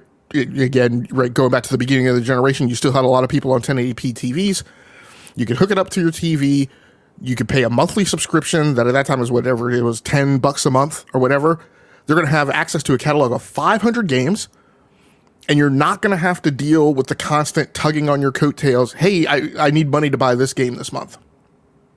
You're just going to spend $10 a month, buy this $300 console, put it in your home, hook it up to your TV, and like literally shut the kid up, right? For 7 years, this thing is going to be the primary SKU, right? I mean, in conjunction with the Xbox Series X, but before it gets superseded by like the next generation console. That's an incredibly powerful consumer argument to make. And so my prediction was that would have simplified things for people, right? Even for like hardcore gamers who are PlayStation 5 is their preferred platform, or Nintendo's their preferred platform, or PC is their preferred platform, but they still want an Xbox. I was jazzed up because the thing targets 1440p, which as a PC gamer is what I play at. So I was like, yeah, and in fact, I was also at the time where I was getting rid of my 4K consoles, or my 4K displays. Because 4K displays, quite frankly, are a pain in the ass for somebody who actually uses them to do work on the desktop. So, compelling argument. Game Pass itself, compelling argument. Xbox All Access, compelling argument. These are ways for people to gain access to games who might normally not have the financial resources to play games. And especially, it's palatable for people who came into existence as gamers during the time that people got overly accustomed to $60 games because the price was held constant for many more years than has been the historical average for game price increases, right? That time period of 15 years from when game prices went up to 60 and were held static, longer than any other time in the gaming industry. So all of these are compelling reasons. Day and date on Xbox. Compelling reasons. I quite honestly don't know what is the causality behind why Xbox hasn't gained more hardware market share. So my whole point is this, you guys who are coming in here saying, well, you guys just want PlayStation to win. I don't want PlayStation to win, but PlayStation is winning. That is what the data shows. Yeah. I said it a few weeks ago. I can't come in here and make shit up for you guys and just lie, and I'm not going to. And that's what some podcasters and pundits do, by the way. And we don't do that here. And to your point, Logic, like, we don't want PlayStation to win. We actually want Microsoft to be competitive because a competitive Microsoft or Xbox is actually beneficial to consumers and actually keeps Sony in check. We all get better games. I mean, exactly. We were talking in the BRAP chat today, and look, Sony's been riding the war horse, right, since the back half of the PlayStation 3 generation after Kaz took over and said, we're going to get back to making great games and stop focusing on like all the BS and the work, you guys will work 2 jobs, right? Got PlayStation back to focusing on what PlayStation was good at. And what did we get out of that? As IPs, we got Infamous, we got Telu, we got Uncharted, right? And those are the, no pun intended, those are the ponies that they've ridden for the better part of a decade. And they're some of the most beloved franchises, right, that some gamers have come to know. And the thing that pushed them to give us that, right, Halo, Gears of War, Forza, other great games that Xbox has had, like the end result has been that we've all gotten great games. We act like people act like we talk about things as if Xbox has been doing the same thing the whole time. But there's not a ton of stories for us to tell about Xbox over the 20 plus year history that are analogous to Redfall. Really, in my opinion, nothing like Starfield, right? In terms of like the biggest thing that they've ever put together and that was supposed to launch that had all the Bethesda love behind it, that in my opinion failed to stick the landing critically and didn't resonate with gamers, especially over on, especially within the PC community. Whereas like that is what Bethesda was known for. Yeah. Was resonating with PC gamers. I mean, Logic, I don't disagree with you. I mean, like historically speaking, like you look at the Fallout series, Elder Scrolls, it's outside of Elder Scrolls. What's the online Elder Scrolls called? Elder Scrolls Online, ESO. Or not Elder Scrolls. I'm sorry, Fallout 76. I got ESO. ESO's okay, but even when Fallout 76 launched, I mean, it launched like it was decimated. Didn't launch well. Which was kind of unusual because that wasn't the pedigree or what people were accustomed to from Bethesda. But to your point regarding Starfield, I thought Starfield was a good game. But if I look back at what Todd Howard's done previously, they've released better games than Starfield. And so I was a bit surprised by that. I'm not saying you can't like Starfield, but just the critical reception and some of the feedback from some of the diehards in the community, Bethesda community, that weren't necessarily happy with Starfield. It was surprising to me. The other thing I was going to mention too, Logic, back to, your point about, like PlayStation winning and we're not making that up. I mean, the data's the data. Like people seem to just conveniently ignore that to push narratives. And it's unfortunate because you see it from influencers, journalists, not all journalists, but journalists, some journalists. You see that from content creators. We're gonna play a clip here later on with some content creators that are kind of doing this, but it's unfortunate. Like it is what it is, right? And at the end of the day, no one's saying that if you're on the Xbox platform that you can't enjoy Xbox. You absolutely can, and if you enjoy it, more power to you. Well, but the data is the data, and the way the market's responded to that platform is the way the market's responded to that. You can't change that. Right. I mean, again, people want to come in here and classify this as a PlayStation podcast. Again, you can go to PlayStation content creators and you can hear there's no reason you should be buying Xbox. Xbox isn't giving you a compelling reason. Xbox is gassing you guys and lying to you and telling you to buy their stuff, and it doesn't make sense. They're on and on about like Xbox DRM and what happens when Xbox Live goes down. That is not a theme that you hear here. I have never told you don't go out and buy an Xbox. I sold my Xbox and bought it again to have access to it. Like my fun playing on Xbox is my own thing. Yeah. Hey, Logic, I'm sorry. By the way, I just realized I've had this super chat up for a while. Warwana with the $2 super chat. Thank you, Warwana. Says McDonald's. He said Macus, but it's McDonald's. McDonald's ad on Xbox dashboard. Only the start thoughts. So real quick, I know that's kind of a pivot where we're talking about. What do you think about that, Logic? What was it about advertising? Yeah, McDonald's advertising on the Xbox dashboard. Yeah, I think that's going to be a thing. But go ahead. Let me get your thoughts first, and then I'll chime in. I think I won't comment on the Xbox one. But what I will comment on is something that affects me more directly is just Microsoft in general. The advertising and the intrusiveness that I get exposed to on Windows, and therefore this is relevant because it's just an overall trend within Microsoft products, I think. And one of the big things that I don't like being a high technology user is nagging. Right? I'm like, look, is there a way for me to pay you for the thing? Because if there is, I'll pay you for it. But once I pay you for it, I expect you not to nag me and to get out of my face. And so one of my problems is with Windows, I'm not like one of these guys who goes off about, look, no offense to you guys who have been in the chat talking about CD keys and Green Man Gaming and all that. I don't go running off to figure out like where the cheap I just buy my Windows licenses. And for me to pay full price for Windows licenses from Microsoft and to constantly get like every other time I do an upgrade or even not associated with a Windows update, just a random, hey, would you like to hook, let me interrupt your boot up sequence and put this blue screen in front of your face and ask you if you want to connect your Android phone to Windows. when, by the way, you've removed support for BlueStacks from Windows.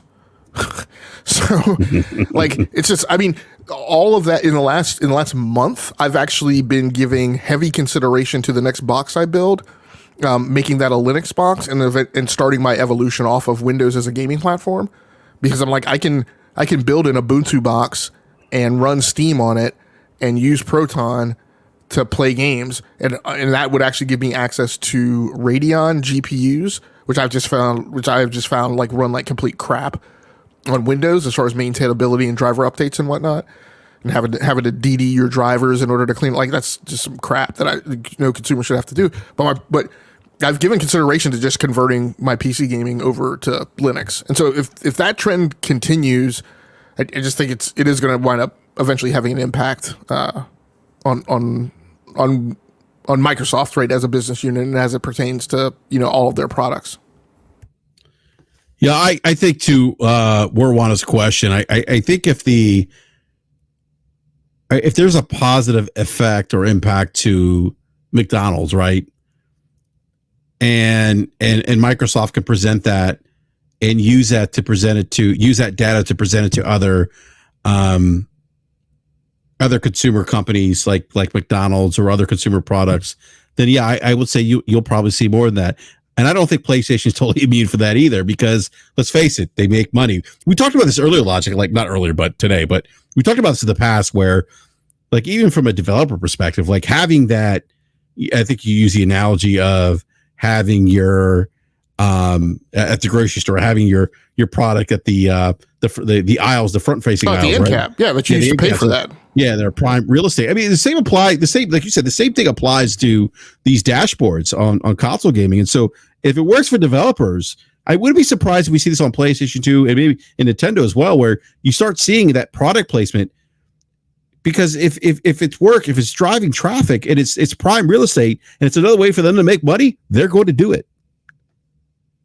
Yeah, no, what I will say, despite all that, I've often talked, I say this with Game Pass, I say it with Xbox All Access, I have said it with ad-supported gaming.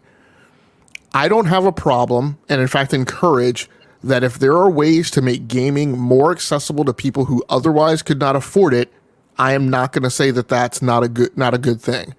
I will comment upon me personally, and what I will say with things like this is like, look, particularly, I guess this is the thing I would find frustrating about it on Xbox. Look, Microsoft, if I am a Game Pass Ultimate subscriber, I've bought your box, I'm paying for your subscription service, I buy games, why are you forcing an ad on me? Right, in my gaming windshield? That's a problem that I would have. Like full paying customers, right, or customers at some tier there should be a way for them to not be exposed to that stuff, which is my problem on Windows. Like, I buy stuff from you, why are you advertising to me? Well, because they'll charge you for that tier that doesn't show advertisements at some point. I have more of a problem with you not giving me that option. If you give me that option, at least then I can be an adult and say, yeah, I'm not going to do that. But hey, let me ask you, do you think this is a ramp up to that? Because I would imagine you have to test that out first, right? You have to see, like, if I would imagine, like, from the like McDonald's, right? Like, okay, McDonald's, here's the data on, advertising on our platform, the Xbox dashboard. Here's what it can do for you, right? And if that's positive, they go to ABC company to do the same thing. And if they start getting some traction, I mean, I would imagine that they would be that, okay, you know what? We have this advertising tier that works for our advertising partners. We know there's a segment of the consumer population that doesn't want to see ads on their dashboard, so we can charge them maybe $1, $2 extra to not see ads. I mean, do you think there's a ramp up to that? I mean, it all depends on what you're trying to drive as a business. I'll pick on 512 Design, who in the chat says iPhone tries to send you to Apple Music. Maybe, but if you don't ever use Apple Music, as far as I know, from being somebody who just bought a new iPad and just like refreshed my experience and setting one up and configuring one to my taste, if you don't use Apple Music, if you don't use the app, then that never nags you. Yeah. So you can install a third-party music player app right on your iPhone, on your iPad, and never be bothered with Apple Music. And in fact, I use Apple Music, but don't subscribe. And in recent recollection, I've never been. Maybe I was nagged once about, hey, do you want to subscribe? But in general, no. Yeah. Logic, I do want to move on to another topic here. We talked about, I said earlier that we're going to play a clip from a show. Give me just a second here. I need to pull this up. Yeah, I'm gonna call you out, BRAP, by the way, while you're pulling that up. And I see ahead, Detective C's is a mod. I'm not a mod on the channel. What? You're not a mod? No. Well, I mean, I didn't make you a mod because you're too busy providing your wisdom to the listeners here. You don't have time to mod. That's true. I would also be. Yeah, I would probably would not obey your no-fly zone rules of engagement. By the way, because some of these people would just get banned and kicked out. But actually, I will make you a mod though, because it never hurts to have enough mods, right? To have too many mods. So I did have to get rid of the night sky. I mean, I don't know, like if it's a self-esteem issue or mental health, but like we just can't have that in the conversation. Like that is not what we do here on the show. He just got a 24-hour ban. Like we just can't.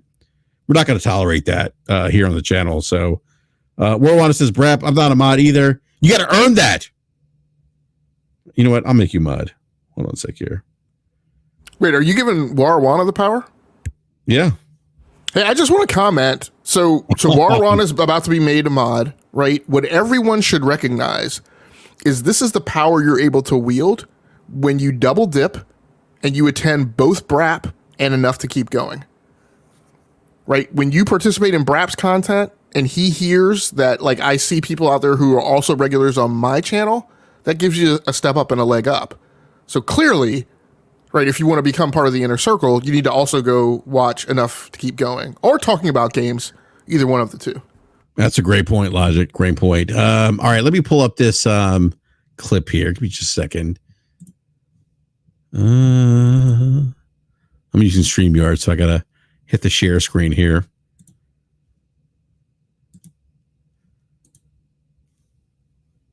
All right, all right, here we go. I got to laugh here because this is funny. This actually came across my dashboard earlier today. I think you saw this too, Logic. So I just want to play this. This is Primetime Gaming, Mr. Boomstick's channel. Again, I said this earlier in the show. Mr. Boomstick, nice guy. His gaming takes a bit off. I got to play that here. It actually blocked me because I questioned one of his takes, and he doesn't like to be questioned. So let me play this clip here. I hope you guys can hear it, by the way. Let me know in the chat if you can't hear it. Hopefully you can. I'm going where the mythical PS5 Pro, is it a possibility or do they scrap it? By the way, here we go. And the mythical PS5 Pro, I would imagine Detective Seeds has something to say about that. But this manufacturing of a topic, a narrative, we got to stop doing that. As content creators, let me hit this play button again. Do you think that they have it in their budget based on some of the stuff that's going on? They got the Bungie situation going on. We have a report from GameRant.com that in July they lost over 50% of their subscribers to their two top tiers. Logic. Let's talk about that.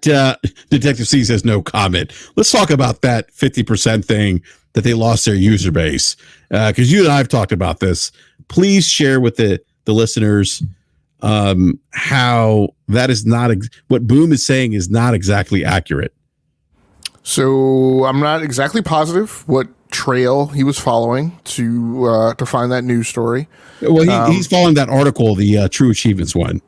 Well, he said Game Rant, so I haven't seen the Game Rant. But that was reported by Game Rant. Okay, gotcha.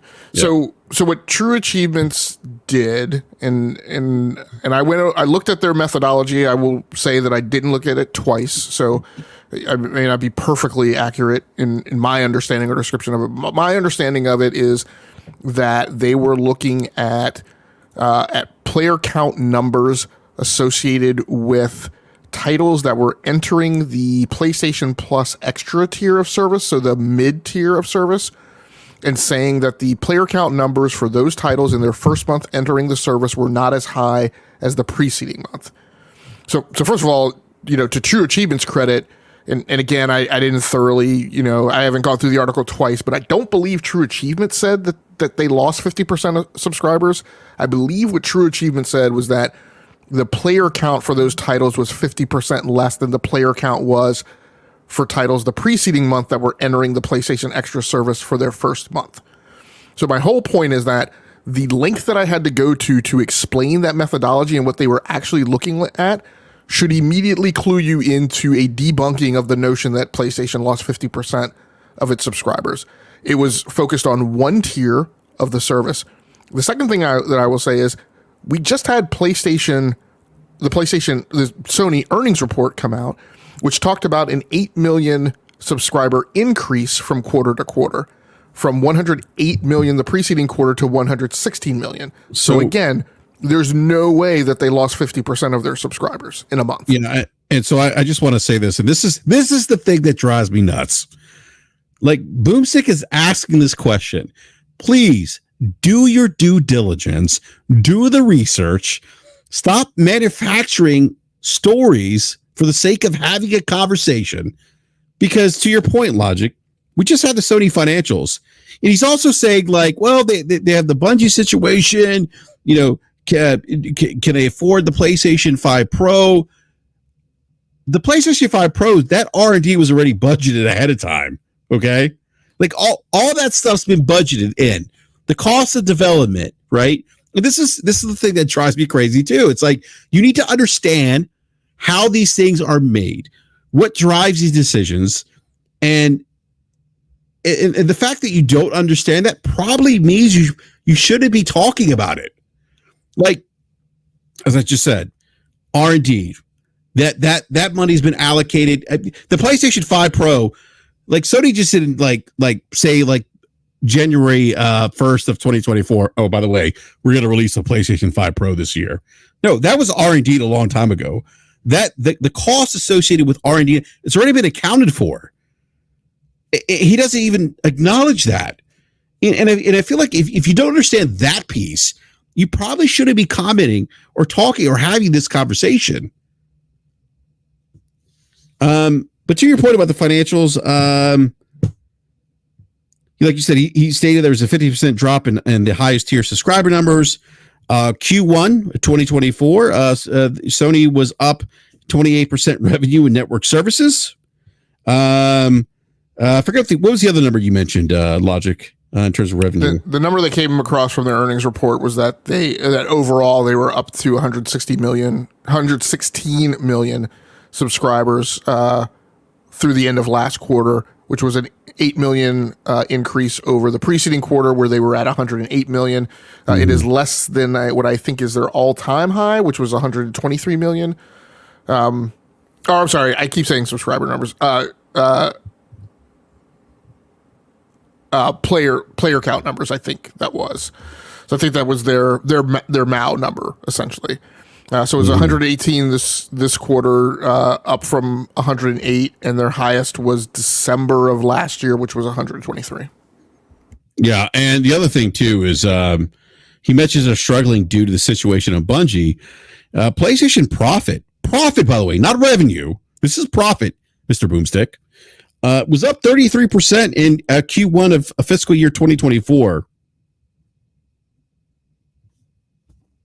And 172% in Q4 fiscal year 2023, last two quarters. I just, yeah. I mean, I just don't understand why, if you're a content creator, you wouldn't do some research before you start having these conversations. So let me play the rest of this comment here. But by the way, Logic, like if you are releasing a new, say like you're working on a new product, right? that R&D budget, everything associated with development of that's all been budgeted ahead of time, right? Yeah, not depreciated, but yes. you know, and I mean, in the case of the PlayStation 5 Pro, if it's launching this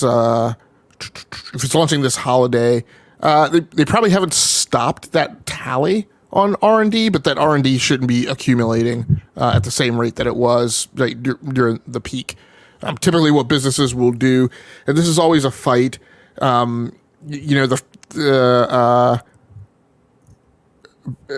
I think I want to say basically the line will want to start expending budget against the operational run cost of the thing. Sometime before it goes on sale, they want to say, well, the last month, we should just be charging to the business line. But the finance types will want to keep racking up the capital expenditure line and what's going to go against what you're going to have to depreciate and burn off.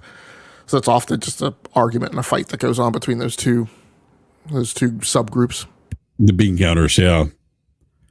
But him asserting that because Bungie and the quote unquote 50% drop in the highest tier subscribers is somehow going to impact the release of the PlayStation 5 Pro is not true.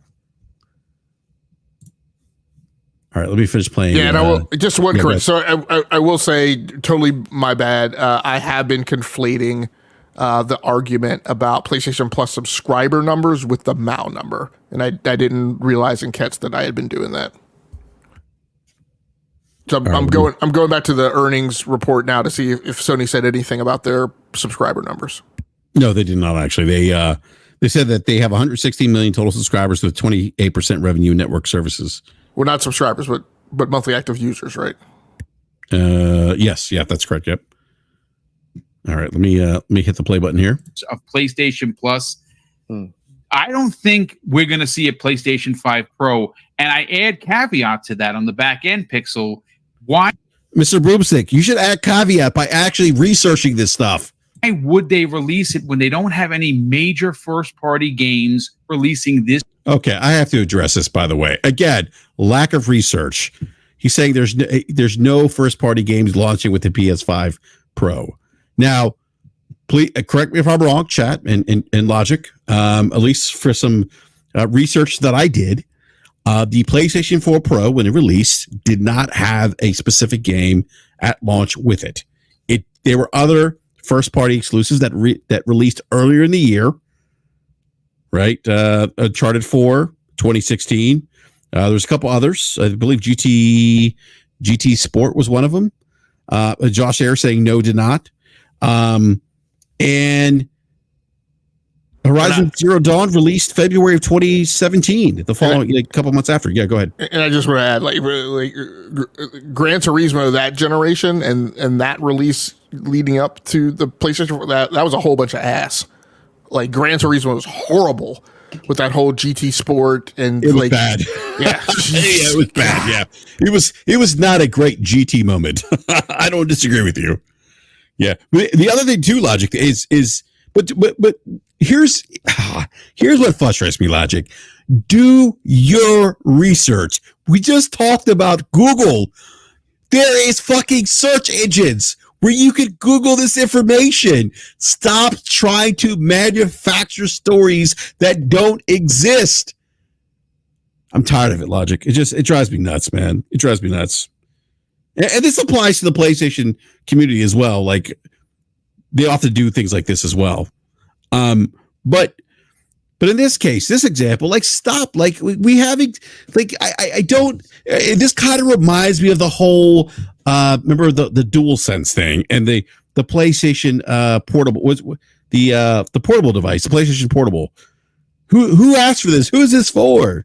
You know, it's just like, but in Boom's in this case with Boom, he's saying there's no games launching. I'm like, but the PS4 Pro didn't launch with any specific first-party exclusive titles either. Did you forget about that?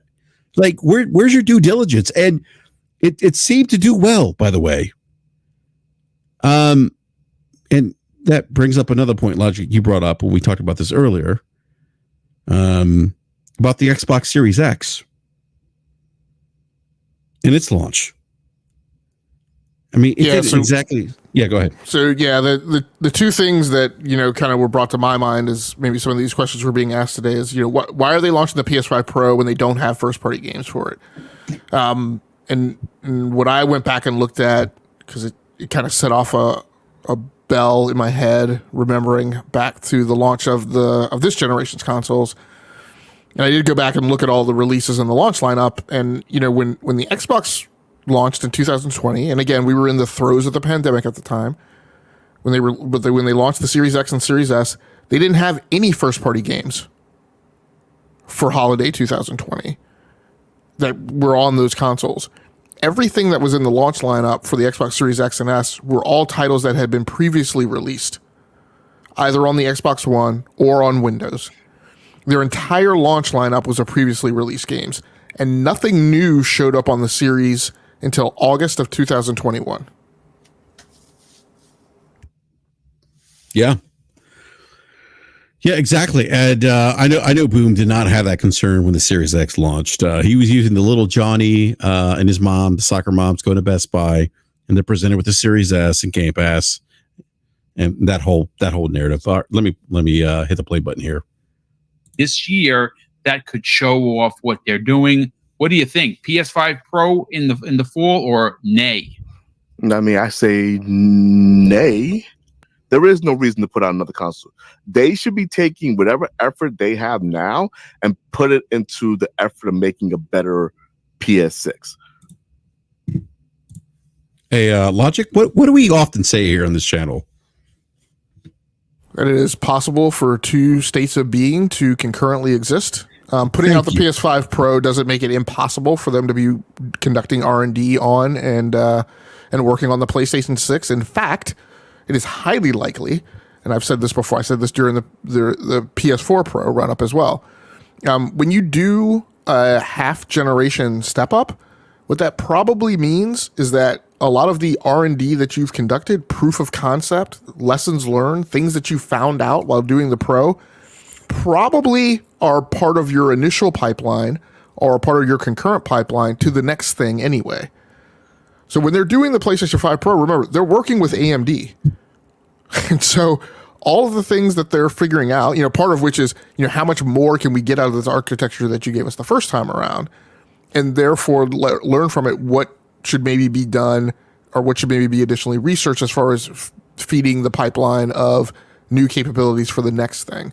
I don't think, as an engineer who has participated for 3 decades, right, in the pipeline of new hardware, new software, it's not like you put effort into the PlayStation 5 Pro and that all becomes a sunk cost with no reuse possible for the next thing.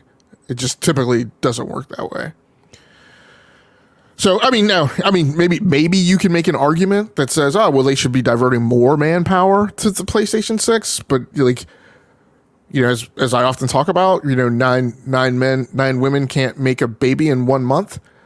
So, how fast you can accelerate pipelines for engineering work is all dependent upon how much you can atomize the work amongst separate teams and separate individual contributors. And so just putting more people on a project doesn't necessarily make it go faster. In fact, it often makes it go slower. So, yeah. Well, I mean, we also have history here, or an example of the PlayStation 4 Pro and then the release of PlayStation 5. So there's something to be said for that, right?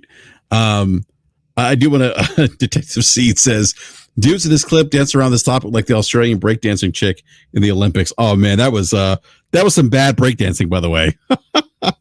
And you know what's crazy? I actually didn't know that there was breakdancing in the Olympic Games this year. I just learned that today. So just one thing to go back on the PlayStation Plus numbers. Sony Interactive Entertainment reported a 12% year-on-year increase in sales and a 33% year-on-year increase in operating income during the first quarter of FY 2024. The company attributed this to a positive impact of foreign exchange rates, as well as sales from network services, mainly PlayStation Plus.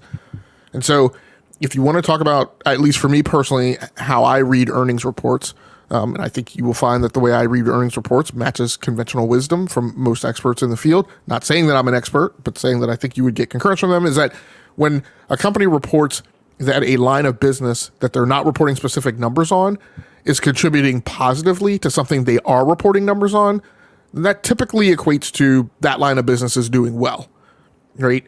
And in particular, when it's a topic of, whether or not there's been an increase or a decrease and they're not reporting those numbers, again, there's typically a positive correlation with that. I liken this to when I've gone back and I've done the full research of how Xbox has been reported on since this generation. I talked about how there's a specific chronology that you can look at where Amy the Hood talks about how Xbox is contributing to. Oh my God! I'm sorry.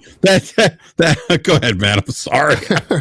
is contributing positively to the bottom line of the more personal computing division.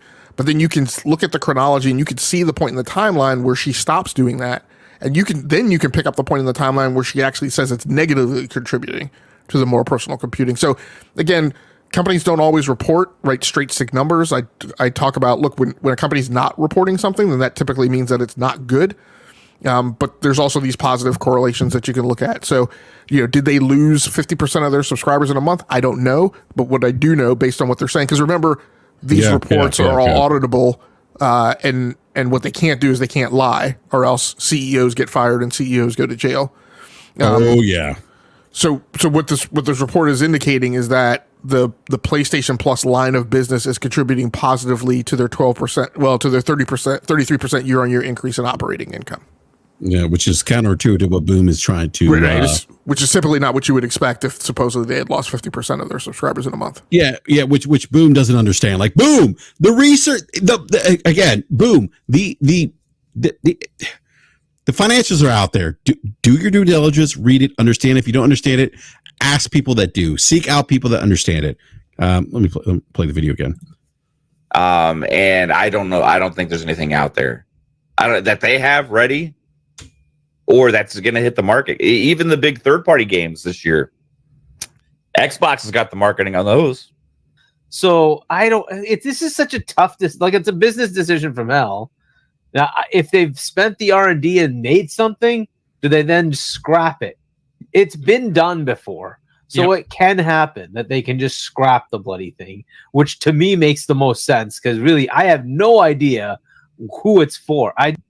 Logic, it's almost as if Hargeet just started gaming this generation. Who is this for?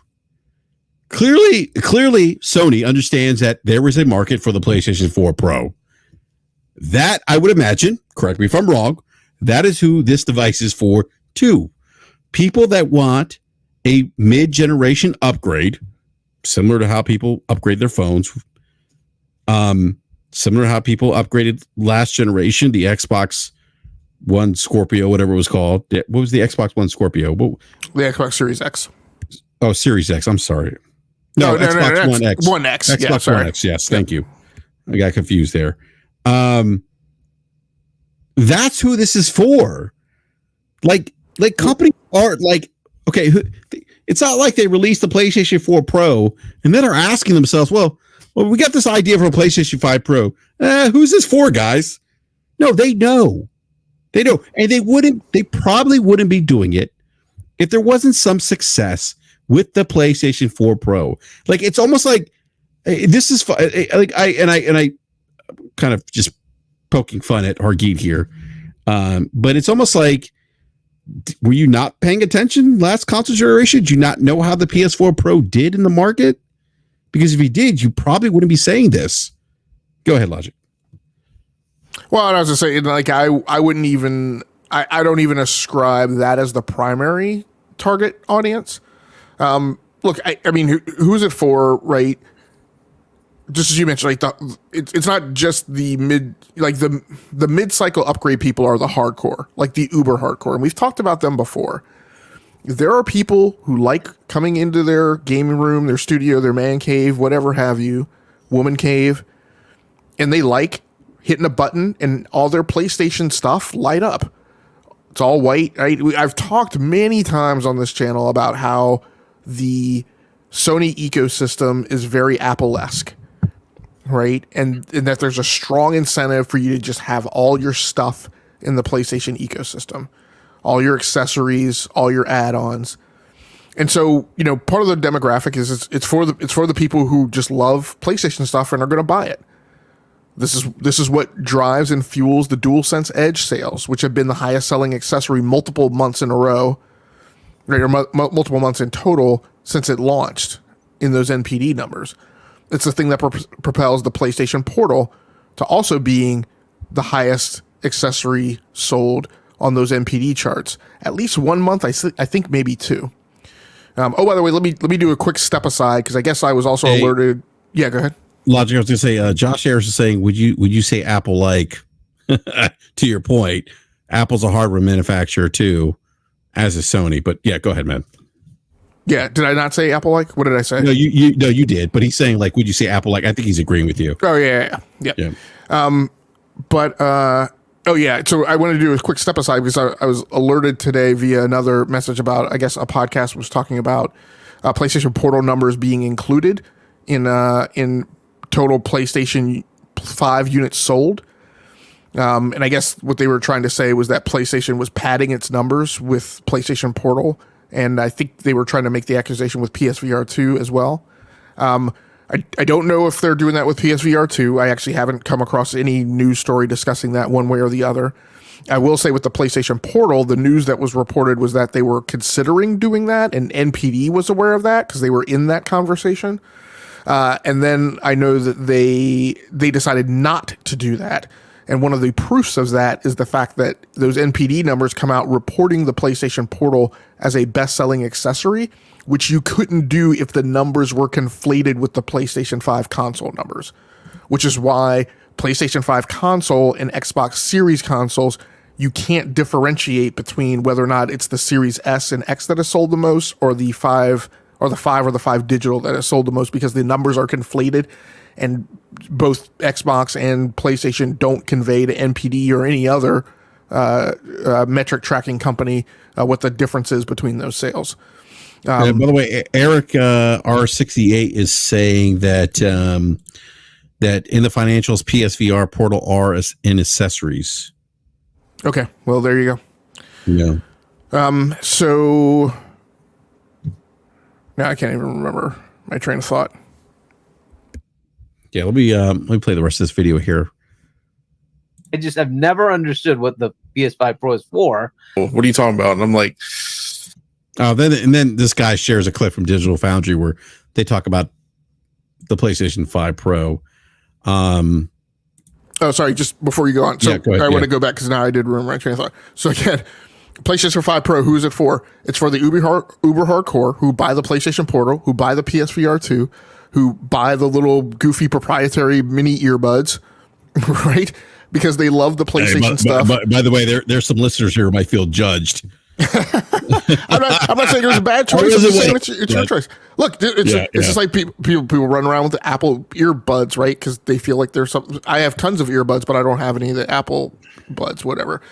So look, there are people who like buying their stuff all in one ecosystem.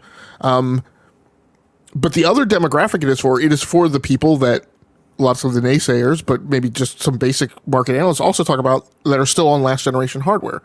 Lots of those people wait until there's a compelling reason for them to upgrade. Now you can argue whether or not they're you say that's kind of like phones logic, like if I'm on my S20, and the S25 comes out, Yeah, or the people who buy. Look, I constantly go about that because I cover cell phones a lot. Oh, by the way, Logic, I'm sorry to interrupt. You'll get a kick out of this. Speaking of phones, so my 6-year-old says to me, he's like, "Daddy, what phone do you have?" I'm like, "I have the S24." He goes, "Why don't you have the Apple 15 Pro Max?" I'm like, "Because I don't need it." He's like, "Well, what if your phone breaks? I'll just get another phone." He's like, "Well, if your phone breaks, you should get an Apple phone." I'm like, what? What's happening here? You're 6 years old. Like, how do you know this? And why are you telling me to go to Apple? Like, right, I think Apple is indoctrinating our kids at a very young age. By the way. Yes, they get involved in these conversations at school, and they're already formulating consumer opinions about where they're going to go. Which, by the way, is pertinent to gaming, because if what they're being exposed to and what they're hearing a lot of is that how PlayStation is the best-selling console, then that starts to influence and incentivize where they think they're going to go when they get their own money and can start buying stuff. But at any rate, I mean, and you mentioned like, making Johnny happy at Christmas. We all remember. You didn't want to be the kid. Look, I love the Sega Master System, but you don't want to be the kid at Christmas that got the Sega Master System and didn't get the Nintendo NES. Right, because mommy and daddy went into the store and they just said, "Hey, I need the new console." And when the GameStop guy said, "Well, actually, back then, when the Babbage's guy or the Electronics Boutique guy or the KB Stores guy, KB Toys, yeah, or Toys R Us, Funko Land," when they said, "Hey, we don't have the Nintendo, but we have this other thing here called a Sega," that they bought that because they didn't know any better. They didn't realize that the kid would be upset because they didn't get the specific brand name they'd asked for. But we're not saying the Sega Master System was a bad console. I thought it was a great console. It was the greatest console of that generation. We're not. I'm not entertaining an argument. No. I don't know about that. You know what? This sounds like next week's rant. Hey, Sega was the best for the Master System, the Genesis, even the Genesis 32X, the Saturn, and the Dreamcast. Oh man, we got to talk logic. Hey, Sega would still be in hardware if Nintendo hadn't done things to make things hard for Sega. Oh my God! Running around money hatting, getting exclusive deals. Sega bears no responsibility on their demise of their console. I get it.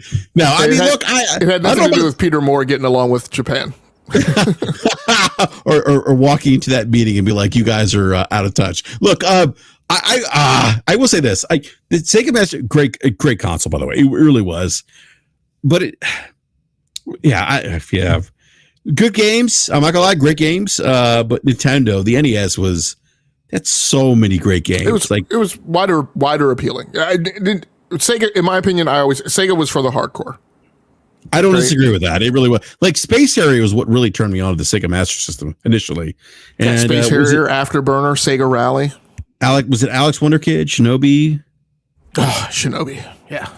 Virtua Fighter eventually. Yeah, Alex Wonder Kid. Hold on a sec here. So what you're looking at, so the other thing I want to say about back to the PlayStation 5 Pro, the other demographic it scores, I think I was mentioning, was people who haven't upgraded yet. There are people who hold back. We know this from other console generations, right? And even console generations where there wasn't a 5 Pro, that there are people who wait because they don't see the compelling reason. We spend literally the first 2 years of each generation with a bunch of haters saying, why are people upgrading? There's no compelling games. Asserting that all the games that are coming out in the first 2 years of the generation could have been done on the last thing. So there are just people who have a malaise about upgrading, and they're slow to upgrade. So the PlayStation 5 malaise. It's funny. So the PlayStation 5 Pro will be for those people, because some of those people will go, hey, if I'm going to get in now, I may as well go get the best thing that's going to give me the longest longevity in terms of performance, right? Games will still come to this console. Games will still be performant. I won't feel like I'm missing as much when the PlayStation 6 comes along. And so that's what they'll go for. I think the third thing to kind of hang a red tag on about this whole conversation is also, remember, I don't believe that Sony has ever given any indications that there's some expectation for the PlayStation 5 Pro to sell Bonga numbers. Ditto with a lot of the other stuff that they've done, the DualSense Edge, the Portal. I'm sorry, Logic. I want to interrupt real quick. So Alex Kidd was a great game.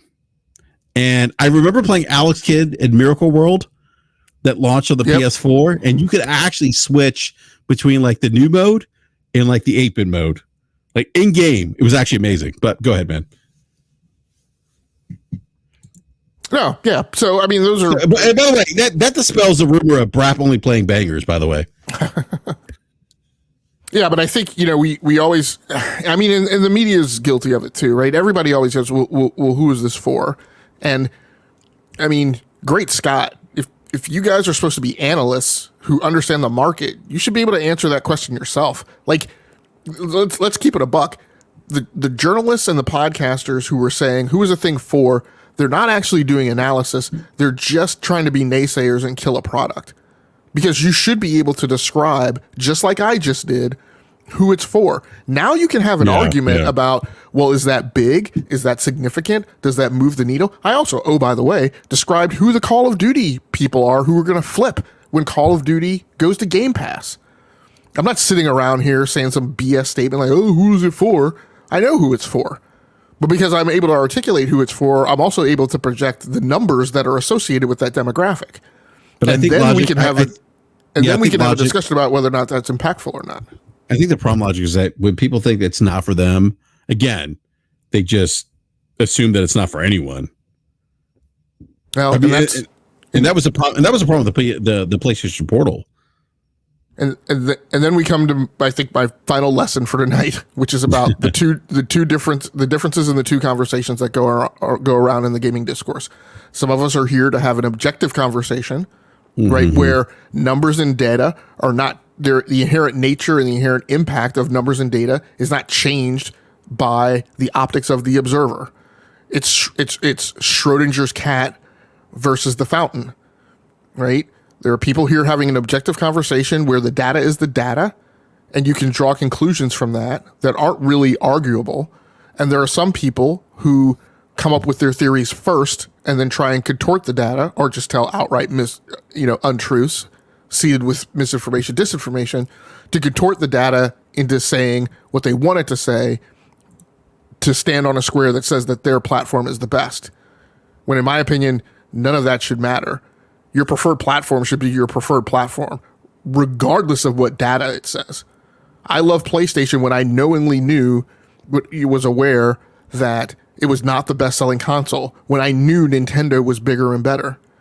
I wore British Knights when I knew Nike sold more. Right? Still wear British Knights. But my point is that we've entered this weird era where, the gaming news is the same as the Inquirer, and it's just nothing but tabloid rags who need to serve fandoms instead of actually reporting news. And it's conflated where there is no difference between the gaming media and influencers. And like I said, those are the two, and we're all having two different conversations. There's an objective conversation about the business data and the market data and what it means. And there's a conversation around hopes, dreams, ludicrous speculation, what platform people hope is going to win, and they fabricate things that aren't there to draw conclusions that they've made up in order to serve that fandom. Yeah, absolutely. We're gonna grab the super chat from I'm just gonna say X38, the $5 super chat. Thank you so much for that super chat. Says Astrobot controller is sold out despite being more expensive. Thank you for that super chat. By the way, I did not pre-order the Astrobot controller because I would not give PlayStation any more money until they reverse their archaic anti-consumer refund policies. I'll just leave it at that. Yeah, and I will say, again, to go back about something that shows some market power of the Xbox brand is that freaking Xbox, that Starfield controller was still sold out. That's months. A great controller. I have one. Yeah, and I'm kind of jelly. Well, I'm jealous in terms how much do you value it, Logic? I don't value it that much. That's the problem. The problem because I can make that happen for you. the problem is I didn't buy it before the game came out. Once the game came out, I was like, yeah, F that. I don't feel like buying that. Look, when Starfield was I was literally shopping on the Bethesda store because I wanted the flight jacket. I wanted all this. Actually, the limited edition controller is back in stock. It's a good looking controller. I like that headset too. You talking about the Starfield headset? Yeah. Oh yeah, Starfield headset. That to me is like, in terms of accessories, like that, in my opinion, was the best accessory piece that Xbox had released. Like the headset, the controller. Like even the special edition was great. The watch and even like a briefcase or something. No. Let's not give credit to the watch. All right. The watch was good for about the first 30 days that it lasted, and then after that, it started shitting itself in a way that I was like, I'm not going through this trouble to make this thing keep working. Yeah, sounds like Apple was part of that watch, but Detective Seed says, haha, BRAP, you're going to be waiting very long time. Yeah, that's true. But I'm not, I still got to do a video about that, by the way. I've been saying that for a week now. So, Corey Mess says, refunds are one area where Sony definitely needs to improve. I don't disagree that they need to improve. Actually, I had a former Sony representative, a retail rep, tell me that he agreed that he felt like Sony's refund policy was a little bit like very heavy-handed. What empowers you to have that type of draconian refund ecosystem? When you don't have competition. Exactly. And Steam is the exact same way. Steam is ridiculous. 2 hours, no telemetry tells them whether or not you actually played the game. So if you boot the game and leave the game on pause for 15 minutes because you go take a grumper, right? Like you've burned that 15 minutes. Now you got an hour and 45 minutes left. You know, and Steam does that. Why? Because they have no real competition. Because nobody's going to defect from Steam and say, oh, well, I'm going to get all my games on Epic. Yeah, I'm going to go to Epic or what's the other one? GOG. GOG, yeah, thank you. Yeah. Here Donner said if you were an Australian, Sony would refund you easily. Yeah, I mean, yeah, that's true. Like we need better refund policies here in the US. Well, that's the frustrating, and here Donner brings up that's the frustrating thing is people in other economic regions do have better refunds because their governments are like, yeah, you can't do that. Yeah. Unlike here in the US where we often argue against our own best interests as consumers in the name of fandom, which just happened recently. But Josh here says Sony had to give us 2 weeks here. I mean, though they give us 2 weeks here too.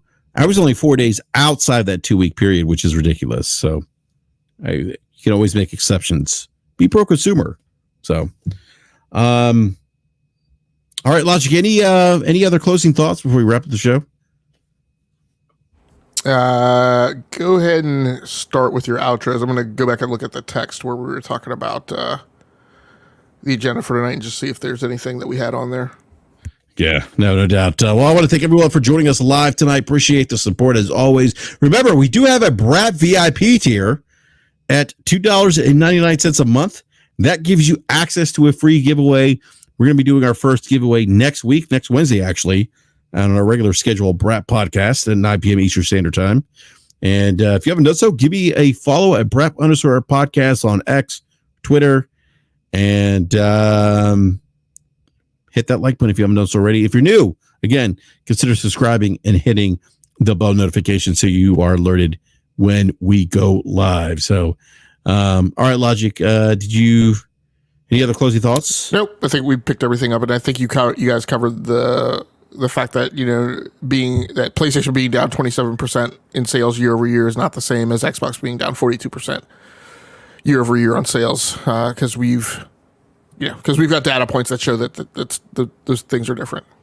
Yeah, I mean, like we had Detective Seeds on this past Wednesday. And if you haven't checked that show out with Seeds, big shout out to Seeds again. By the way, he's in the live chat. We talked about that. Like it's not the same thing. It just isn't. If you don't understand it, just look at the financials, look at where Sony sits in the market. That should probably be the tall tale sign that these things aren't the same. They're not. It's a false equivalency for those who are trying to make it out the same thing. But yeah, no. But yeah, Logic, if you want to be found, let everyone know where they can find you. Yeah, so one thing you can do is you can subscribe over on the Rounding Off Infinity channel on YouTube. That is where I post my own gaming videos, but also now we'll be posting, and I've done about 11 episodes so far. Also, we'll be posting my solo cast, so called Talking About Games or TAG. It is a show where I do a significant deep dive on news topics going around in the gaming news cycle in a much more detailed manner than we're able to get to on this show or on Enough to Keep Going. So on the recent episode I posted, I talked about a lot of the causalities and the potential impacts of the video game performer strike that's ongoing. I talked about multiple games at detail that were shown in the THQ showcase, and I also went over multiple EA and Nintendo earnings reports. So if you're not for everyone, I would say only for the people who are the most detail-oriented and OCD about the gaming conversation. But if that's you, feel free to put your propeller hats on and come over and take a look. And then otherwise, you can catch me on the Enough to Keep Going Weekly Games podcast at 8:45 p.m. Eastern Time. on the E2KG Network podcasting channel on YouTube. We do that live show, like I said, Sunday nights at 8:45 p.m. Eastern Time. All right. Thank you, Logic, for that. Again, thank you, everyone, for joining us live. And for those who are going to catch a show later on, the replay, thank you again. Please hit that like button as well for those who catch a show later. And if you're new, consider subscribing and hit the bell notification so you're alerted when we go live. And we will be back next Wednesday at 9 p.m. Eastern Time, although I've been known to do a rant last minute. So, again, follow me at BRAP_podcast on Twitter or X for updates on the show. So we will see you next Wednesday.